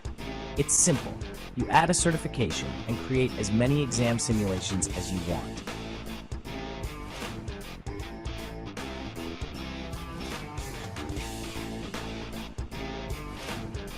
You are not alone. Your personal virtual coaches, Ben and Becky, are here to provide you with detailed explanations for each question in multiple languages and personalized advice throughout your preparation. Track your progress with our advanced performance dashboard. Focus on your weak areas and improve with targeted tests. Get ready to ace your next certification. ExamBoot, your path to success starts here. Visit examboot.com today.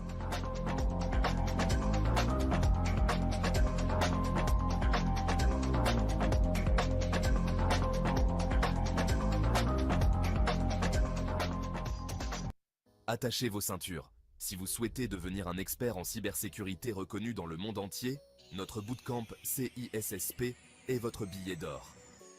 En un mois seulement, vous maîtriserez les 8 domaines du CISSP avec l'aide d'instructeurs certifiés et expérimentés.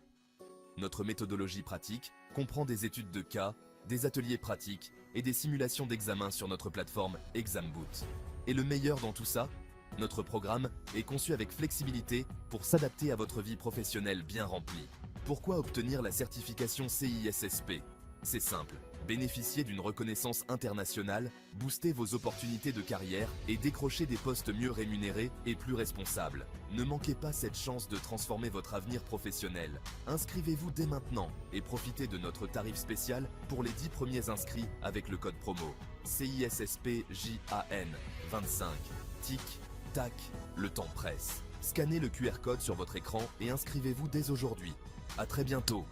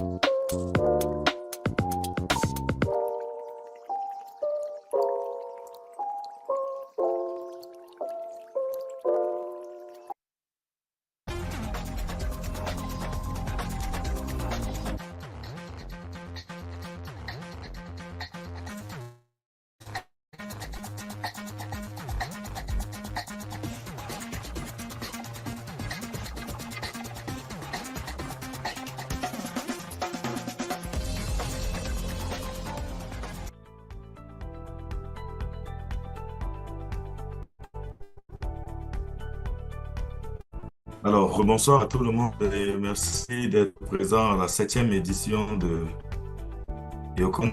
Un instant.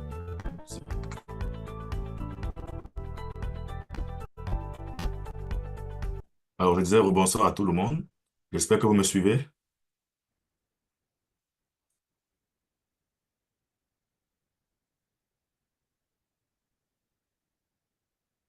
Alors, est-ce que vous me recevez?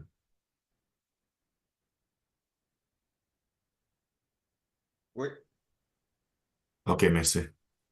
Merci, bonsoir à tout le monde et bienvenue, comme je disais tantôt, à la septième édition EOCON. Aujourd'hui, nous atteignons notre dernière journée de présentation de conférences et nous sommes très satisfaits de la façon avec laquelle elle a évolué. Nous voulons par ailleurs dire merci à nos sponsors, notamment Examboot, GFONA, Africurity et Africa Univ qui nous ont soutenus depuis le début de cette conférence jusqu'alors. Donc, sans plus tarder, je voudrais vous laisser savoir que le contenu est enregistré et partagé sur toutes nos plateformes en ligne, notamment YouTube et LinkedIn. Donc, aujourd'hui, nous accueillons pour cette dernière séance, nous accueillons Monsieur Bertrand Abéné, qui est Senior Security Architect, Information Security Architect, pardon, et promoteur EOCON. Donc, il va venir nous entretenir sur le framework NIST. Bon, bonsoir. Bonsoir, Monsieur Bertrand. bonsoir, une seconde, je vais activer la caméra. Vous me suivez bien?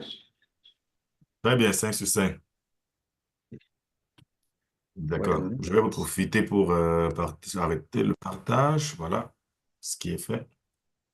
Et nous, nous allons laisser le soin à Monsieur Bertin de se présenter et d'introduire son sujet. Merci encore d'être là et à tout à l'heure. OK. Une seconde, je partage mon écran.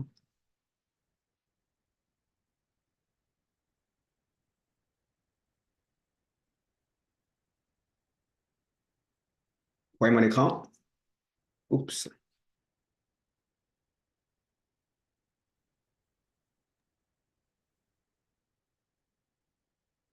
Pas encore.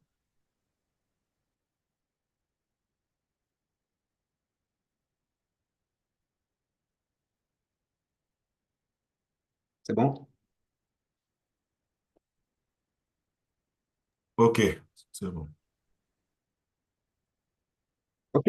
Merci à tous d'être présents pour cette session qui qui se veut interactive. On va aborder un sujet qui, euh, a priori, peut ne pas dire grand-chose à tout le monde, puisque on va parler d'un framework qui est beaucoup utilisé dans le domaine de la cybersécurité. C'est le framework du NIST, Cyber Security Framework, dans sa version 2.0. Donc, moi, c'est Bertin Abené. Une seconde, il faut que je fasse avancer. Donc, voilà. Donc, moi, c'est Bertin Abené. Euh, Avant de me présenter, petite histoire courte sur le sujet qui va donc nous animer aujourd'hui.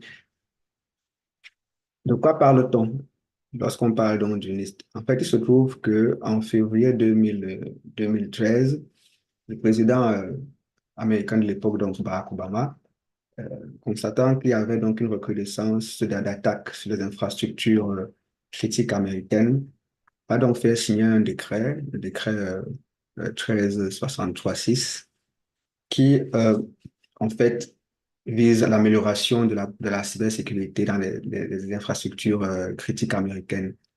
Et c'est donc le National Institute of Standard and Technology qui va recevoir le mandat de créer un cadre pour un cadre de cybersécurité pour concrétiser donc les dispositions de ce décret-là. Et c'est donc ainsi que la version 1.0 du, du NIST CSF voit le jour. Et ensuite, en 2017, il y a un autre décret donc, du président de l'époque aussi, qui cette fois-ci c'était Donald Trump, qui va également faire signer un décret, le décret 13800, pour rajouter, renforcer en fait le précédent décret. Donc là, il s'agissait essentiellement de renforcer la cybersécurité du réseau fédéral des infrastructures critiques américaines. La version 1.2 a donc évolué. Et aujourd'hui, on parle de la version 2.0 qui est sortie en février 2024 de cette année. Et on en parle parce que, oui, c'est des cas qui sont été établis au niveau des États-Unis, mais qui sont très largement adoptés aujourd'hui au niveau des entreprises, des organisations. Donc, et le cadre, et on peut comprendre l'adoption parce que le cadre est plutôt facile à comprendre et il facilite notamment la communication autour des problématiques de cybersécurité. C'est donc cela qu'on va essayer de voir ensemble. On va voir ensemble comment est-ce que de la théorie, on peut, euh, on peut actionner justement les éléments de la pratique. Le cadre est notamment utilisé pour créer des programmes de cybersécurité et même les faire évoluer. Donc, c'est ça, le sujet qui va donc nous animer aujourd'hui. Donc, moi, c'est Abéné Bertin. Je suis consultant architecte en sécurité de l'information. Je cumule quand même 13 années d'expérience dans le domaine des TI et de la cybersécurité, la sécurité en général. Je suis également formateur. Je forme notamment au niveau de forme en CSSP. Euh, je suis promoteur de plusieurs initiatives qui ont trait à la cybersécurité. Et j'ai déjà quand même quelques certifications dans le domaine. Donc, comme centre d'intérêt, j'aime bien voir les sports de combat. J'en pratique pas beaucoup, mais j'aime bien voir. Et puis, j'aime bien tout ce qui est en rapport avec la stratégie en général, les jeux de stratégie, etc. Et bien sûr aussi, puisque c'est le sujet d'aujourd'hui, le NIST CSF 2.0. Voilà. Donc, maintenant qu'on parle donc du NIST CSF, qu'est-ce que c'est et qu'est-ce que ce n'est pas? Déjà, le NIST CSF, dans le cadre donc, de cybersécurité du NIST, il faut le voir comme un outil ou un guide qui est donc conçu pour aider les organisations à gérer et à réduire les risques liés à la cybersécurité, et notamment les aider à construire donc, leur programme de cybersécurité. Bon, ce qui est souvent intéressant lorsqu'on explique un peu ce que c'est que le cadre donc, de la cybersécurité du NIST, c'est de dire ce qu'il n'est pas. Parce qu'il y a souvent des amalgames qui peuvent être créés. Dans la littérature, hein, on le retrouve aussi, il faut comprendre que le NIST, le cadre de cybersécurité du NIST n'est pas une norme.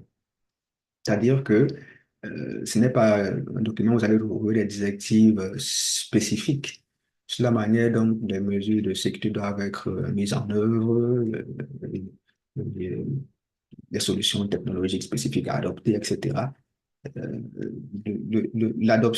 Son adoption est volontaire, n'est pas obligatoire. Donc, c'est vraiment chaque organisation qui décide pour la gestion de sa cybersécurité, décide donc d'adopter le cadre NIST, qui, comme je disais tantôt, est un outil de travail, un guide, qui est là donc pour aider les organisations. Et il n'y a pas de certification qu'on délivre après avoir coché toutes les cases, disons comme ça, du NIST CSF, comme on peut par exemple le voir pour des normes comme ISO 27001, où des organisations peuvent donc chercher à avoir un niveau de certification à ce niveau-là. Donc, l'adoption également, lorsqu'on adopte donc le CSF 2.0, c'est flexible. Ça veut dire que finalement, l'organisation qui l'adopte peut mettre des choses à l'intérieur, retirer des choses et voilà, en fait, rendre mettre le cadre à sa sauce. On va d'ailleurs le voir avec le concept des profils organisationnels. Donc, c'est ça, en fait. Et l'une des, l'une des choses aussi qu'il faut comprendre, c'est que ce n'est pas un cas qui a été mis en place spécifiquement pour un secteur d'activité. En réalité, tous les secteurs d'activité peuvent utiliser ce cadre dès lors qu'elles sont sujettes à des problématiques de cybersécurité et qu'elles veulent donc mettre en place un programme de cybersécurité ou en tout cas une gestion des risques de cybersécurité de manière beaucoup plus efficace. C'est un cadre donc, qui peut être utile. Donc, là où cet outil-là va vraiment être intéressant, c'est dans le volet communication. C'est le volet communication parce que, en gros, l'outil va vous aider en fait à communiquer les objectifs de sécurité à travers les rôles de l'organisation, comme on dit, c'est-à-dire de la haute gestion, de la haute gestion à l'opérationnel, en passant par les chefs, les managers, etc. On va pouvoir parler le même langage lorsqu'on parle donc de cybersécurité parce qu'on saura à quoi on se réfère. On pourra parler en termes de fonctions. On saura exactement l'action qu'on est en train de mener vient renforcer la posture de sécurité, à quel niveau exactement et pourquoi. Donc, c'est à ce niveau que ça devient aussi un excellent outil pour communiquer avec la haute gestion, enfin, pour communiquer de manière transversale au sein de l'organisation lorsqu'il s'agit des sujets donc, qui ont lié à la cybersécurité. Donc, s'il faut parler de son utilité, on va dire que c'est utile justement donc, pour déjà avoir une approche donc, basée sur les risques pour l'implémentation du programme de cybersécurité. On va voir que ça s'aligne de manière, et ça s'aligne aisément avec les exigences normatives sur lesquelles chaque organisation, pour lesquelles chaque organisation peut être assujettie. Les organisations financières, par exemple, elles ont des lois qu'elles doivent respecter, elles ont des cadres, des standards de leur industrie qui sont communiqués. Celles qui sont dans euh, la production agroalimentaire aussi ont des standards parfois aussi à respecter du point de vue donc de la cybersécurité. Peut-être que ces standards peuvent s'appliquer. Enfin, les standards ne s'appliquent pas de la même, les normes et standards ne s'appliquent pas de la même manière selon le secteur d'activité, ni les lois et réglementations. Donc, du coup, lorsque les problématiques touchent à la cybersécurité, on va voir que ce cadre-là s'aligne avec plusieurs différentes normes, cadres normatifs, quoi, différentes règles, normes et standards. Et c'est là où il devient aussi intéressant puisque vous pourrez aller prendre dans vos référentiels, mais rester avec le même cadre. Le cadre, c'est-à-dire vos zones où vous travaillez, comme son nom l'indique à peu près.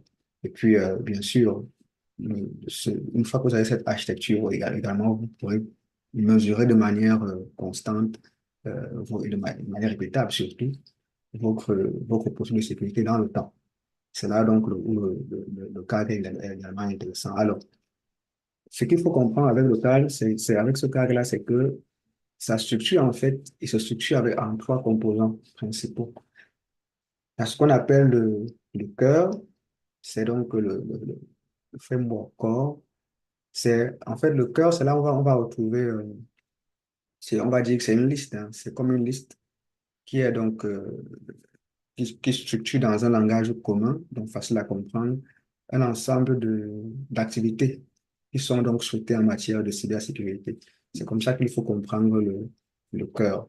Et puis, au niveau du profil, les profils, en fait, ce sont des composants qui vont être utilisés pour capter la posture de sécurité. On va voir qu'il y en a deux. Il y a deux types de profils principaux. La posture de sécurité, que ce soit la posture cible, c'est-à-dire là où on veut arriver, et la posture actuelle. C'est là où on va utiliser les profils. Et ensuite, on a les tiers d'implémentation, qui, eux, vont être utilisés pour définir en fait le niveau de mise en œuvre qu'on voudrait pour la gestion des risques de cybersécurité au sein de l'organisation. Donc, c'est les quatre, les trois principaux composants. Maintenant, lorsqu'on veut commencer à implémenter le NIST, la première chose, c'est bien de comprendre le composant cœur. Composant cœur. Le composant cœur, en fait, vous allez le voir dans la documentation du NIST TSF 2.0. On peut dire qu'il est découpé en trois blocs. Le premier bloc, c'est le bloc des fonctions. Le premier bloc, c'est le bloc des fonctions. Et puis, ce bloc-là, c'est à haut niveau les activités que l'organisation devrait entreprendre pour améliorer sa posture de sécurité. C'est ça, en fait, les fonctions. Et le deuxième bloc, donc, c'est les catégories. Il y a une hiérarchie, en fait, par enfant entre les différents blocs. C'est-à-dire que euh, lorsqu'on parle d'une fonction, aura des catégories qui l'appartiennent et les catégories auront elles-mêmes le bloc suivant qui est, le bloc des sous-catégories. Donc, quand on parle de catégories ici, il faut voir les catégories comme les objectifs à atteindre pour réaliser chaque fonction. Donc, on a vu les fonctions, ce sont des activités à haut niveau. Catégories, c'est comme des objectifs à atteindre ou des états à atteindre. Mais c'est surtout dans les sous-catégories qu'on va trouver donc les résultats attendus. Donc, la formulation, en fait, c'est comme des résultats attendus ou des états attendus. Donc, on va pas lire le cadre comme s'il donnait des recommandations sur ce qu'il faut faire, mais il parle en fait d'un état. Il donne un état attendu. Et pour atteindre cet état, il y a deux blocs qui vont s'ajouter avec la version. Il y a un bloc qui vient s'ajouter avec la version 2.0 du cadre. Et il y a le bloc qui était là, qu'on appelle les références informatives. En fait, dans les références informatives, on va voir comment est-ce que les références que vous avez, les documents, les normes standards que vous avez vont venir, quels sont les éléments, les clauses, si vous voulez, les points de ces références-là qui vont venir, qu'il faudra appliquer pour venir justement réaliser l'état qui est précisé au niveau pour atteindre le résultat qui est précisé au niveau de la sous-catégorie. Et ça voudrait dire quoi? Ça voudrait dire, par exemple, que je peux être dans une entreprise où j'applique le ISO 27001, c'est l'annexe A, par exemple, l'ISO 27001, et je peux aligner ces contrôles-là avec le cadre. Le cadre s'aligne plus efficacement, bien sûr, enfin pas plus efficacement, il va dire s'aligne nativement, parce qu'il s'aligne efficacement avec beaucoup d'autres cadres, mais avec beaucoup d'autres normes et référentiels, mais il s'aligne nativement avec le liste S853, qui est un document aussi qui est comme une liste de contrôle. Ça ressemble aussi à l'annexe A de l'ISO 27001. Et cette liste de contrôle, en fait, c'est le NIST qui la met en place. Donc, du coup, c'est facile, en fait, pour eux d'aligner directement, dès la sortie de leur cadre de cybersécurité, de l'aligner une fois avec la norme. Donc, le cadre n'est pas une norme. Vous voyez en fait, il s'aligne avec les autres normes. Il donne le cadre, le résultat attendu. Maintenant, pour atteindre ces résultats, on va retrouver donc dans les références informatives plusieurs normes, plusieurs standards, plusieurs voilà, d'industries on va retrouver donc les recommandations finalement qui sont faites dans ces normes-là. Qu'est-ce qui est fait? Et une fois qu'on applique ces recommandations-là, on peut savoir exactement dans quelle sous-catégorie on est en train d'avoir de l'impact et donc dans quelle catégorie et donc dans quelle fonction. On peut donc sortir après des dashboards qui vont être communiqués au niveau à l'échelle organisationnelle et on saura exactement quelle est la posture de sécurité pour chacune des fonctions finalement de l'organisation, c'est-à-dire pour chacune des activités, des capacités que l'organisation veut développer. On va voir les fonctions tout à l'heure. Et le bloc donc a été rajouté avec la version 2.0, c'est le bloc des exemples. Ce bloc a été rajouté parce que, oui, c'est vrai, pour savoir ce qu'il fallait faire au niveau donc parce que souvent certaines personnes venaient lire les sous-catégories et pensaient que c'est ce qu'il faut faire. Sauf que les sous-catégories, en fait, donnent un état, un résultat, outcome, comme on dit dans la documentation officielle d'ailleurs. Donc, c'est un état, un résultat, en fait, attendu. Donc, ce n'est pas les actions qu'on demande de faire, ce n'est pas l'organisation doit, ce n'est pas le droit. On n'est pas dans un ton impératif quand on lit le document de l'ICSF, comme on peut par exemple lire quand on lit des documents de normes. Voilà. Donc, ici, c'est ça. Et donc, là, le bloc exemple est donc rajouté parce que c'était pas toujours facile de directement devoir aller faire, on va dire quoi, un aller-retour au niveau de la norme ou le référentiel qui nous intéresse, aller voir à quoi ça correspond. Donc, du coup, ici, ils ont rajouté le bloc exemple, pour donner déjà une idée. Qu'est-ce que l'englomération peut faire? Qu'est-ce qu'on entend par cette sous-catégorie? Qu'est-ce qu'on attend de l'organisation comme exemple qu'elle pourrait donc faire pour pouvoir dire qu'elle attend le résultat demandé pour la sous-catégorie. C'est ça. Donc, ce bloc exemple a été donc rajouté et je pense que c'est un bon ajout. Ça fait qu'au niveau de la lecture, c'est simple. Il y a plusieurs, hein, il y a plusieurs références informatives auxquelles la version 1.1, par exemple, était alignée. On l'a aligné avec le COVID, on l'a aligné avec ISO 27001, on l'a aligné avec donc la version 2.0 étant relativement nouvelle. Les alignements vont venir crescendo.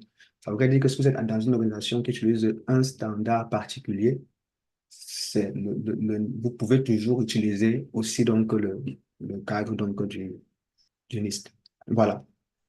Donc, alors, il y a eu des évolutions entre la version 1.1 et la version 2.0. La version 1.1, on était à 5 fonctions. La version 2.0, maintenant, on en est à 6. On est passé donc de 23 catégories à 22 et de 108 sous-catégories à 106. Ça dit juste une seule chose, c'est que euh, on a augmenté au niveau de la structuration, on a augmenté une fonction pour bien faire le découpage, mais on a réduit le contenu pour rendre le tout un peu plus digestible, quoi. Donc, et puis un peu plus logique dans le fond. Donc, c'est un peu ce qu'on peut faire comme analyse rapidement, mais dans le cadre de cette présentation, si on ne rentrera pas trop dans le dur des changements qu'il y a eu entre la version 1.1 et la version 2.0.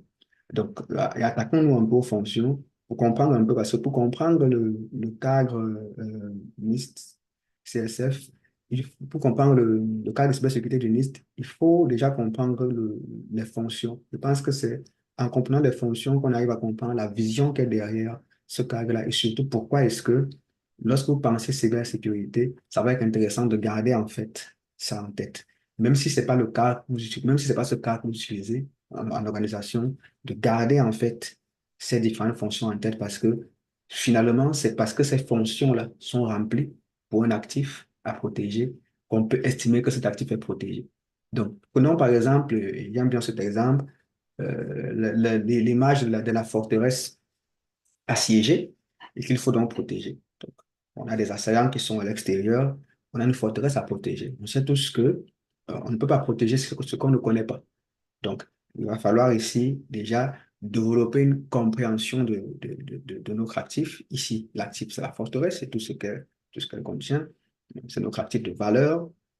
Donc, il faut pouvoir savoir identifier, en fait, maîtriser l'environnement dans lequel cette force-là se trouve, connaître justement quelles sont ses faiblesses, quelles sont ses forces, quelle est la valeur quelle est la valeur de l'actif, hein, quels sont les éléments de valeur et qu'elle contient. Et c'est là où, en fait, la première fonction, qui est la fonction identify, qui est une fonction d'identification, va rentrer en jeu. C'est à ce niveau-là qu'on va, par exemple, au niveau de l'évaluation de l'actif, classification, catégorisation de l'information, on va pouvoir identifier quelle est la valeur de l'actif en tenant compte des paramètres comme la confidentialité, l'intégrité et la disponibilité. C'est à ce niveau qu'on va également faire des évaluations des risques. Bref, on va identifier finalement les faiblesses de l'organisation. On va maîtriser finalement l'environnement en tant que tel. Et une fois donc qu'on connaît en fait notre environnement, ça veut dire qu'on connaît en fait quelles sont nos forces, on connaît quelles sont nos faiblesses, bref, on connaît notre résilience face aux menaces. À ce moment donné, donc, on a donc mis à nu, par exemple, des vulnérabilités, des faiblesses, des trous dans la raquette qu'il faut donc sécuriser. C'est à ce niveau que la fonction protection arrive. La fonction protection va recenser en fait toutes les catégories ou bien tous les objectifs, hein, tous les résultats attendus pour chaque élément lié à la protection, que ce soit la protection des systèmes, la protection des données, la protection des réseaux, etc., etc., la protection des accès, protection des utilisateurs, protection physique. Donc, on va retrouver en fait tous ces éléments-là au niveau de la fonction de protection pour s'assurer que justement l'organisation implémente les mesures nécessaires pour réduire les zones à risque. OK? Et donc, la sécurité n'étant pas possible à 100%, malgré donc ces mécanismes-là, il peut toujours arriver que la menace qui était externe arrive donc à la menace externe ou interne, la menace en général, puisse donc se matérialiser. C'est-à-dire que malgré les protections qu'on a mis en place, la menace se réalise. Sa menace peut même être environnementale, c'est-à-dire qu'on avait des protections contre le feu arrive, mais à ce moment donné, il faut réagir. Et là, on parle, là, je prends un peu l'exemple de la sécurité physique.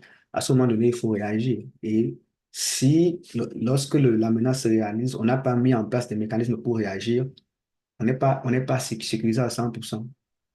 C'est vrai qu'on peut exécuter à 100%, mais il y a une couche qui nous manque. Il y a une couche véritablement qui nous manque parce que la protection, oui, c'est bon, mais on sait tous que la protection, à un moment donné, elle va quand même être percée. Comme on dit de nos jours, les entreprises ne se posent pas la question de savoir si elles vont être piratées, si elles vont être voilà, attaquées, mais c'est la question, c'est quand. Donc, elle intègre ça dans leur stratégie. Et c'est une réalité. Donc, une fois donc que la menace se réalise, la couche qui nous manque, en fait, c'est de la détecter. La détecter, on va mettre en place les mécanismes pour s'assurer que, OK, même si la protection qu'on a mis en place n'était pas suffisante et que pour une raison X ou Y, Z, l'entreprise donc était l'organisation était donc victime d'un incident, d'une attaque, il faut quand même qu'on détecte l'attaque.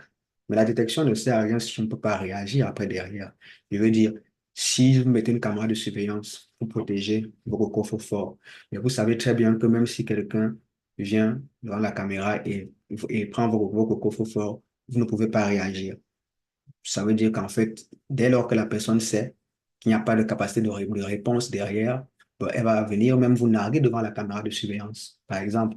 Donc, à ce niveau, il faut donc rajouter donc, des mécanismes de réponse pour être sûr qu'on est capable de répondre avec efficacité lorsque la menace va être détectée pour l'annuler.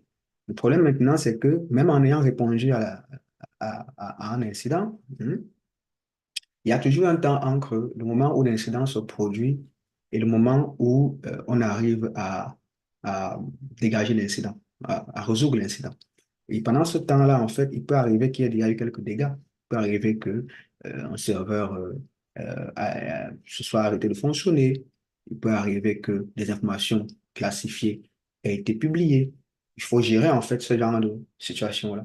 Oui, on a géré l'incident, mais l'incident a eu des impacts entre le temps où il a fallu déjà le détecter, hein, parce que lorsque l'incident se produit, il n'est pas forcément détecté à l'instant T. Donc, le temps où il s'est produit, le temps où il a été détecté, le temps où il a été corrigé, ce temps-là, en fait, il peut avoir des impacts. Et si, parce que ces impacts-là, il n'y a pas de mécanisme que l'organisation a mis en place pour s'en protéger, ça peut aussi occasionner la fin d'une organisation, ça peut occasionner la mort d'une organisation. À ce niveau, il y a donc cette couche qu'on appelle la couche de récupération qui est là pour s'assurer que, OK, quand bien même, malgré tous ces mécanismes qu'on a mis en place là, on a mis de la réponse, voilà, mais il y a quand même eu des impacts. Quelle que soit la nature de l'impact, on doit être capable de se relever. On doit avoir de la résilience. Et à ce niveau-là, cette couche-là, donc, va donc, la couche de récupération. Et donc là, en fait, pour aider l'entreprise à rester sur ses deux pieds, en cas de, quels que soient les impacts possibles. Et ça, c'était typiquement ce que la version 1.1 donnait comme cadre. en tant que tel. Mais il y a un élément central ici qui manque. L'élément central ici, c'est qui organise en fait tout ça? Dans le fond, cet élément central a été dilué dans la fonction d'identification, où à l'intérieur, on retrouvait donc la production des politiques, la définition des rôles et responsabilités, l'amélioration, le développement de la vue holistique, tout ça, la rédaction des politiques militaires tantôt. Mais j'oublie un élément, c'est l'établissement du contexte, donc, la compréhension du contexte de l'organisation. Quelles sont ses missions, quels sont ses objectifs? Parce que c'est ça aussi qu'il faut d'abord comprendre avant de commencer à dire qu'on parle de sécurité dans une organisation. Qu'est-ce qu'elle fait? C'est quoi ces éléments de valeur? Qu'est-ce qu'elle produit comme valeur en tant que telle? Et cette fonction donc, a donc été rajoutée dans la nouvelle version 2.0. En réalité, qu'est-ce qu'on a fait? C'est qu'on a retiré les éléments qui avant étaient concentrés dans la fonction d'identification, étaient dilués pour faire ressortir de manière pleine et entière ce bloc-là. Et ce bloc-là, c'est la gouvernance.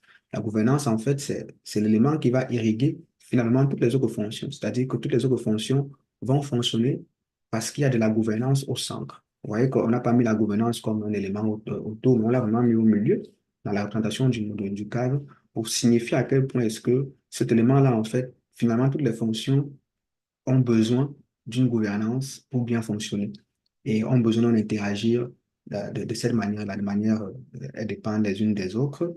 Et puis, on a donc un noyau aussi qui est là pour euh, irriguer finalement les autres fonctions. Donc, c'est ça le rôle de la gouvernance. Et là, ça fait aussi bien ressortir finalement le rôle du ciseau. Ciseau que peut-être vous serez demain, c'est-à-dire responsable de la sécurité du système d'information d'une organisation. Il faut savoir que le rôle principal d'un responsable de sécurité des systèmes d'information dans une organisation, c'est de faire vivre le programme de cybersécurité. Et donc, dans ce contexte-là, le NIST CSF 2.0 peut être votre compagnon de bataille, de quelque sorte. Alors, une fois qu'on a dit ça, un petit coup d'œil donc sur le contenu. Euh, Là, on peut aller voir le reference tool. Je pense que je l'ai ouvert là. Une seconde. Le reference tool, c'est tout simplement l'outil où, hop, celui-là. Ouais. C'est tout simplement l'outil où le framework est publié. C'est aussi le framework, c'est là où il est publié. Et vous allez voir ici donc les différentes fonctions que j'ai évoquées tout à l'heure, avec à l'intérieur, si on prend la fonction par exemple protection, avec à l'intérieur donc des catégories. Là, il s'agit par exemple de la catégorie pour tout ce qui concerne la gestion de l'identité des accès. À l'intérieur de ces catégories, donc de cette catégorie, on a des sous-catégories. Et puis, les exemples dont je parlais tantôt, ces exemples, les exemples d'implémentation. Sauf que avec cette nouvelle version 2.0, il y a une structure qui s'ajoute. C'est la structure avec donc les filtres, avec le reference tool qui permet en fait d'arrêter les filtres et puis de faire un téléchargement. Qu'est-ce que je veux dire par là? Je veux dire, si par exemple votre organisation est une organisation qui veut, qui suit les standards de 853, elle va juste venir faire, vous allez juste faire une sélection ici pour voir les contrôles en fait qui s'appliquent pour chacune des sous-catégories. Là, ici, par exemple, si je prends prenons la fonction, hop, je vais revenir ici. Prenons la fonction donc identification ci, où on nous demande donc la gestion des actifs. Alors, pour la gestion des actifs, on voit clairement que on a par exemple celui-là, Configuration Management. Voilà, on voit ici cette référence en fait qui, elle, provient en fait du document de du standard 853, 853. C'est pareil si vous utilisez par exemple l'ISO 27001, vous êtes capable aussi de faire ce genre de mappage-là. Mais comme je disais tantôt, le document, le NIST va certainement faire évoluer en intégrant d'autres noms, mais nativement, ils l'intègrent nativement avec leur catalogue de contrôle qui est le 853. Et donc là, on va voir ici dans les actions, en fait, finalement, que l'organisation peut donc être amenée à faire pour justement atteindre les résultats pour demander au niveau de la sous-catégorie. Donc, c'est ça la lecture qu'il faut faire à ce niveau. Et puis, ça peut être téléchargé donc en fichier Excel pour, pour puissiez donc travailler dessus. Donc ça, c'est un peu ce que je peux dire à ce niveau pour le contenu en tant que tel. Donc, n'hésitez pas à aller télécharger le document lui-même pour donc parcourir toutes les catégories et les maîtriser. Alors, si on pouvait expliquer un peu les catégories, on va le faire très, très rapidement. Déjà, la première catégorie, c'est la première fonction, autant pour moi, c'est la fonction de gouvernance. Et à l'intérieur, on a dans des catégories comme celles qui concernent le contexte organisationnel. J'expliquais tantôt que dans cette partie du contexte organisationnel, il s'agit essentiellement pour l'organisation de maîtriser, en fait, comprendre ses missions, les attentes des parties prenantes, les dépendances, les exigences, etc. Et puis, on a donc la catégorie gestion des risques, risk management stratégique dans la documentation officielle avec son code GVRM d'identification.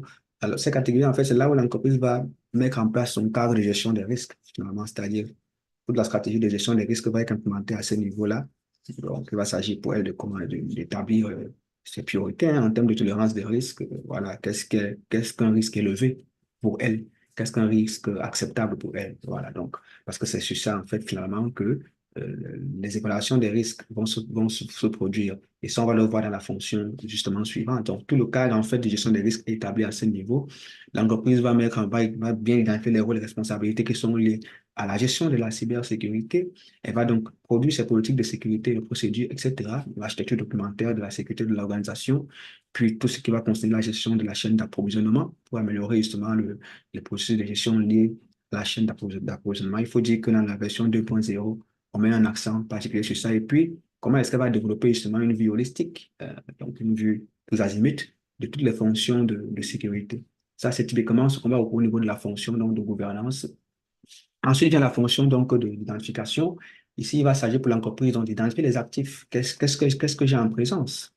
Les systèmes, les données, les informations qui sont traitées, voilà, les applications, tout, les bases, tout en fait. L'entreprise va connaître tout ce qu'elle a comme actif informationnel au niveau donc de l'organisation. Et une fois donc elle a donc cette maîtrise de ces actifs, elle peut donc maintenant faire une évaluation des risques. Une évaluation des risques qui va en fait se baser sur le cadre de gestion qui devrait avoir été mis en place au niveau, grâce à la fonction de gestion des risques qu'on a vu plus tôt. Quand on fait une analyse des risques, le but, c'est justement de pouvoir corriger et améliorer et faire un suivi. C'est aussi le rôle donc, la catégorie amélioration qui sera là exactement pour pouvoir recenser les fonctions, les activités qui rentrent dans ce cadre-là. Et puis, on a donc la fonction de protection. La fonction de protection, en fait, comme je disais tantôt, c'est tout ce qui va concerner la protection de l'infrastructure, la protection des données, la protection des accès, etc. Donc, on a l'authentification, l'autorisation, on a la sécurité de la plateforme, on va voir la sécurité également à l'intérieur qui concerne les plateformes de cloud computing. Et on a tout ce qui concerne donc pour la sécurité des données, que ce soit les données au repos ou les données en transit ou même en traitement. On va voir tout ce qui concerne la résilience de l'infrastructure. Lorsqu'on construit une architecture une infrastructure technologique, on va mettre la résilience au niveau de cette architecture-là, le clustering et tout le reste. Ensuite, la formation des utilisateurs, la sensibilisation des utilisateurs sur les différents risques. Parfois, lorsqu'on fait l'awareness and training, on fait des campagnes de phishing dans certaines organisations pour justement aider à sensibiliser les employés sur les risques donc liés à la cybersécurité et tout le reste. Donc ça, c'est des éléments qui vont rentrer typiquement dans cette couche de protection-là. Gestion des identités, des accès, protection euh, des accès avec le multi-factor authentication, par exemple. Ça va rentrer dans cette catégorie-là. Ensuite, vient la partie détection. On va donc pouvoir mettre en place des éléments de surveillance et détection des événements qui sont dans les événements à risque, des éléments, des incidents, pour ainsi dire. Et puis, on va analyser les événements, c'est-à-dire que, oui, c'est bon, on détecte, on les analyse. Et s'il y a donc un incident, on va pouvoir avoir ici donc toutes les fonctions, les catégories qui vont permettre donc de gérer en fait la fonction de réponse. Donc, la gestion déjà des incidents, il faudra un programme, un plan de gestion des incidents bien documenté au niveau de l'organisation et donc suivi. Et donc, une fois que l'incident se produit, il va falloir donc le gérer. Si après sa gestion, il va falloir faire les investigations pour voir quelles sont donc les causes profondes de l'incident. Et puis, il va falloir communiquer en permanence sur l'incident, faire des notifications, des rapports, etc. Donc, bref, je vous donne ici quelques éléments, un commentaire un peu résumé des éléments qu'on peut retrouver donc au sein des différentes catégories de cette fonction. Et ensuite vient donc dans la dernière fonction, qui est la fonction de récupération. À l'intérieur, on va trouver tout ce qui concerne les mécanismes de récupération, le plan de reprise, par exemple, d'activité en cas de sinistre.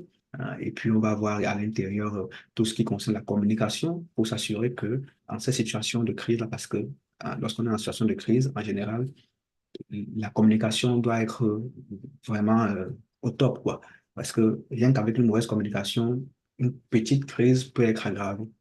Voilà, et avec une bonne communication, une crise qui est même normalement grave, bon, toute proportion gardée, peut être minorée. Donc, la perception du public peut être minorée parce qu'il y a une bonne communication qui est faite donc autour de cela. Donc, du coup, c'est pour ça que vous allez voir qu'on est aussi bien pour les gestion des incidents, la fonction de réponse que pour la fonction de récupération. On a toujours ce bloc-là de communication qui est vraiment mis en phase. Ce qu'il faut comprendre aussi, c'est que toute la, toutes les quatre premières fonctions sont des fonctions, non, surtout, oui, surtout les trois.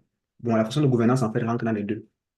Donc, je vais dire les quatre, c'est-à-dire gouvernance, identification, protection et détection.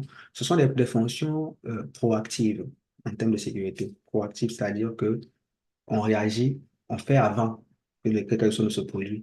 Et les fonctions, en fait, donc, de réponse et de récupération, ce sont des fonctions réactives.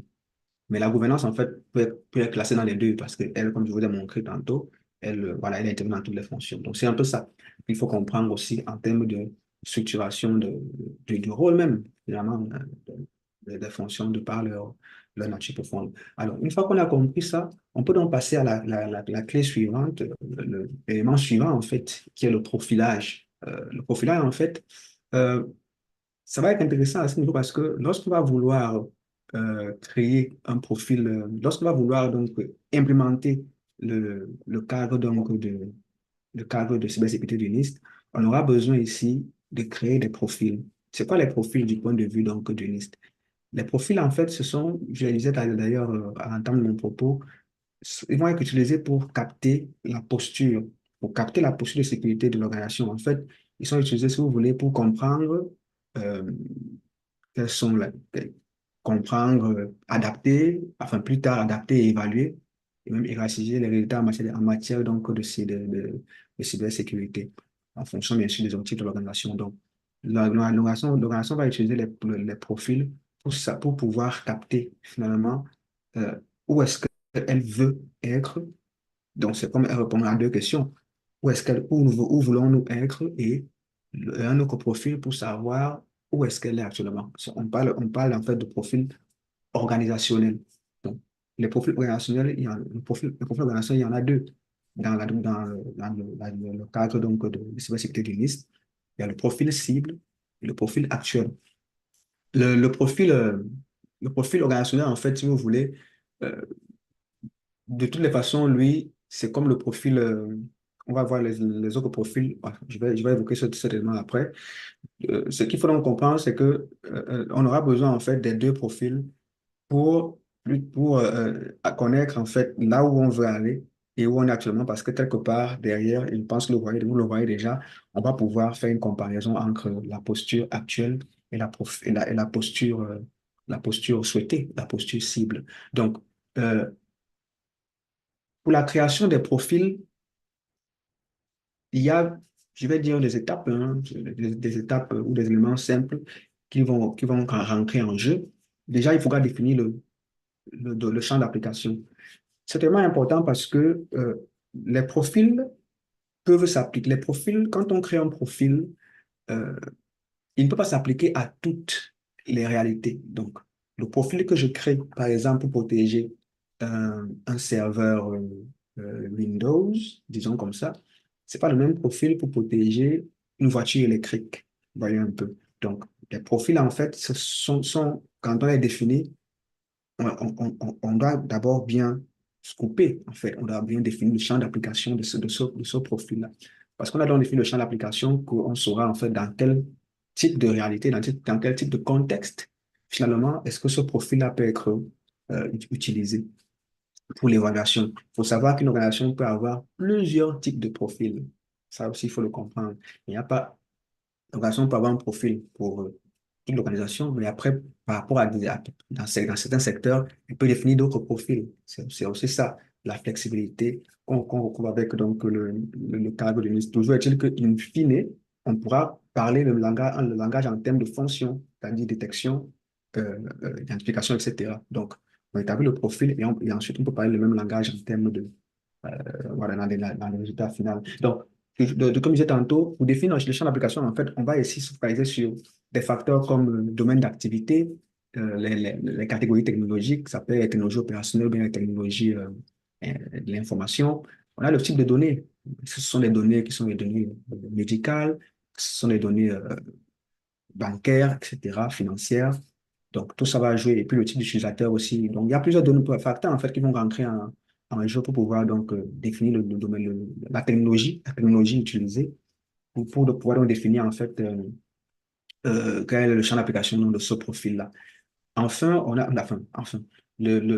va collecter les données pour pouvoir donc créer notre profil.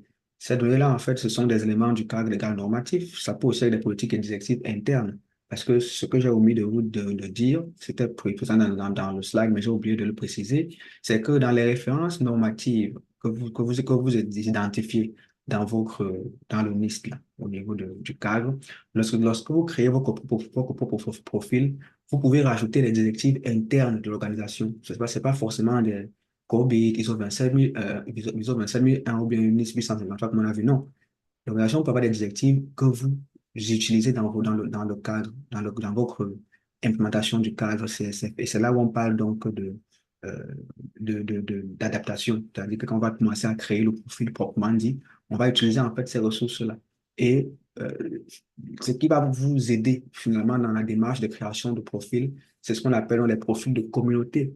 Le rôle des profils de communauté, en fait, c'est quoi? C'est pour faciliter, en fait, c'est pour faciliter la tâche dans la création d'un profil. Parce qu'il peut arriver que le profil que vous voulez créer a déjà été, en fait, il y a un profil qui a déjà été créé pour des organisations qui ressemblent à la vôtre par exemple. Donc, ce sont des profils, on parle, les profils de communauté, en fait, ce sont des profils qui ont été créés par des communautés pour leur usage au niveau de leur secteur d'industrie, etc. Donc, si vous êtes de cette industrie-là et qu'il y a un profil qui est derrière, vous pouvez vous inspirer de lui et après le modifier parce que c'est sûr qu'il faut toujours adapter aux réalités de l'organisation. On va le voir avec on va voir où est-ce qu'on retrouve ces profils de communauté-là. Donc, la différence fondamentale qu'il y a entre le profil opérationnel, c'est que c'est un profil qui est à vocation individuelle au sein de l'organisation. Ce sont des profils qui sont à vocation individuelle de l'organisation au niveau de la portée, qui sont en développement en interne, et puis qui sont vraiment taillés pour répondre aux besoins spécifiques de l'organisation. Tandis que les profils donc, de communauté, eux, on peut les prendre sur le site du liste, on peut les adapter ils évoluent aussi parfois en fonction de la communauté, ils peuvent avoir des mises à jour. Mais quand vous les utilisez, c'est pas toujours intéressant d'utiliser le profil de communauté exactement comme il est. C'est souvent un peu plus intéressant de l'adapter à la réalité aussi de l'organisation parce qu'il y a parfois certains points qui peuvent ne pas être pertinents pour vous. Ce qu'il faut comprendre, c'est que même dans les catégories, parfois c'est un profil ajoute des catégories. Voilà un peu. Donc, les fonctions ne bougent pas beaucoup, mais parfois c'est un profil ajoute des catégories pour vraiment traduire leur réalité à elle, parce que peut-être c'est mal traduit au niveau du cadre tel qu'il est standardisé. Alors, si on, je sais pas, on va regarder un peu cette ressource aussi. Je pense que je l'ai aussi prévu pour vous, cette ressource où on peut donc voir en quelque sorte les community profiles. Ici, on a donc pour la version 1.1, la version 2.0 n'a pas encore beaucoup de profils. C'est en train de se remplir au fur et à mesure. On a par exemple ici ce profil-ci pour ceux qui travaillent avec les infos, l'info nuagique. Ce profil-ci qui va être intéressant. Ça, c'est pour le secteur financier. Mais il veut dire télécom. Mais il veut dire ici, surtout, on avait beaucoup de profils déjà. Et ça dépend vraiment parce que vous voyez un peu ici, on a un profil pour secteur financier, comme je disais tantôt, là, on parle d'une organisation, d'un domaine d'activité. Mais ici, on a plutôt un profil pour les véhicules électriques. Donc, secteur d'activité, technologie. Vous voyez que le profil ne peut pas s'appliquer de la même manière sur les deux. Donc, c'est en fonction de l'actif qui est en présence qu'on peut définir un profil ou alors au niveau organisationnel dans le domaine. Bref, si vous avez un peu compris la manœuvre. Là, par exemple, on crée un profil plutôt pour une menace donc liée, menace liée au botnet. Enfin, on crée un profil et une organisation qui veut en fait répondre à ce besoin-là peut venir juste s'inspirer de ce profil-là pour adapter en fait à son contexte. Donc, du coup, les profils sont là, ils peuvent être allons-y voir un peu avec euh, ce profil-ci là. Je ne sais pas s'il va s'ouvrir. Voilà, on va voir ici au niveau du profil qu'on a toujours les catégories, etc. Et puis à l'intérieur, on a donc un ensemble de descriptions sur voilà, qu'est-ce que ils mettent à l'intérieur comme sous-catégorie. Vous voyez un peu. Donc, finalement, ça peut être utilisé de cette manière et ça colle plus à la réalité si vous êtes une organisation qui produit des véhicules électriques, ça peut coller plus à votre réalité. Donc, c'est un peu ça l'idée des profils, en gros. Voilà. Et maintenant, les profils, on va le voir au niveau des outils. Comment est-ce que vous utilisez donc ces profils-là finalement? Une fois qu'on a donc un profil, excusez de l'erreur ici, une fois que vous avez donc un profil, vous allez l'adapter comme je disais tantôt, en ajustant en fait son contenu pour il représente le contexte organisationnel. Vous allez ajuster son contenu, vous allez pouvoir ajouter des catégories, les retirer, etc. Vous pouvez ajouter des références informatives qui sont internes en fait, à l'organisation, des directives qui ont été produites par la gouvernance de l'organisation. Si vous êtes en une banque, par exemple, les directives de la gouvernance, etc. Et donc, vous l'adaptez en fait pour que ça ressemble vraiment à votre organisation. Mais vous prenez déjà cette source-là pour faciliter donc la tâche. Au niveau de, avant de voir, parce qu'après on va voir, OK, on va voir cette partie. Donc, au niveau de l'implémentation, on a parlé des tiers tantôt. Les tiers, en fait, comme je l'expliquais, ils vont transmettre, en fait, on parle d'implementation tier parce qu'il ne faut pas confondre maturity tier avec les tiers de maturité. Là, on parle des tiers d'implémentation. Ils sont conçus, en fait, pour mesurer la manière donc, les processus de gestion des risques de cybersécurité sont intégrés dans la culture organisationnelle. Là, on parle de gestion des risques. Le concept, en fait, de tiers ici, là, est là pour aider, en fait, l'organisation à sélectionner le niveau qui est adapté pour elle dans son implémentation donc, de la gestion des risques. Il ne faut pas forcément être à 100, au tiers 4. L'organisation peut voir que pour elle, en fait, le niveau qui est suffisant, c'est le tiers 3. Donc, il y a donc 4 niveaux. Je vais essayer d'expliquer, en fait, pour chaque niveau. Euh, mais déjà, avant même de parler donc des niveaux, bon, on va d'abord parler on va d'abord des niveaux, ensuite on va un peu voir un peu comment est-ce que cette partie-ci se passe là. Donc, les 4 niveaux qu'on a pour ce qui est des tiers d'implémentation, on a le niveau partiel, le niveau risque informé, ou ce qu'on dit encore informé par les risques, risk informed. On a le répétable et ensuite on a adaptatif.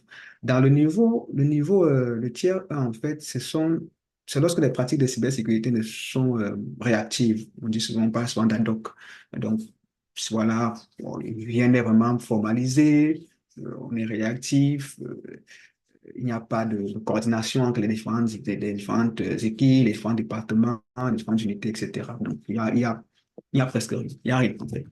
Et puis, au niveau donc, de risque informé, c'est lorsque on commence déjà à mettre en place quand même une base de la, de la cybersécurité en termes de documentation, en termes donc d'organisation, dans l'évaluation des risques. Mais sauf que cette façon de faire, là, la pratique n'est pas encore répandue à l'échelle de l'organisation.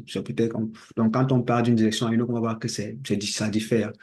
Telle direction, ils ont leur façon d'évaluer les risques, l'autre a une façon d'évaluer. Bon, c'est quand même là, c'est documenté, mais c'est pas homogénéisé à l'échelle organisationnelle.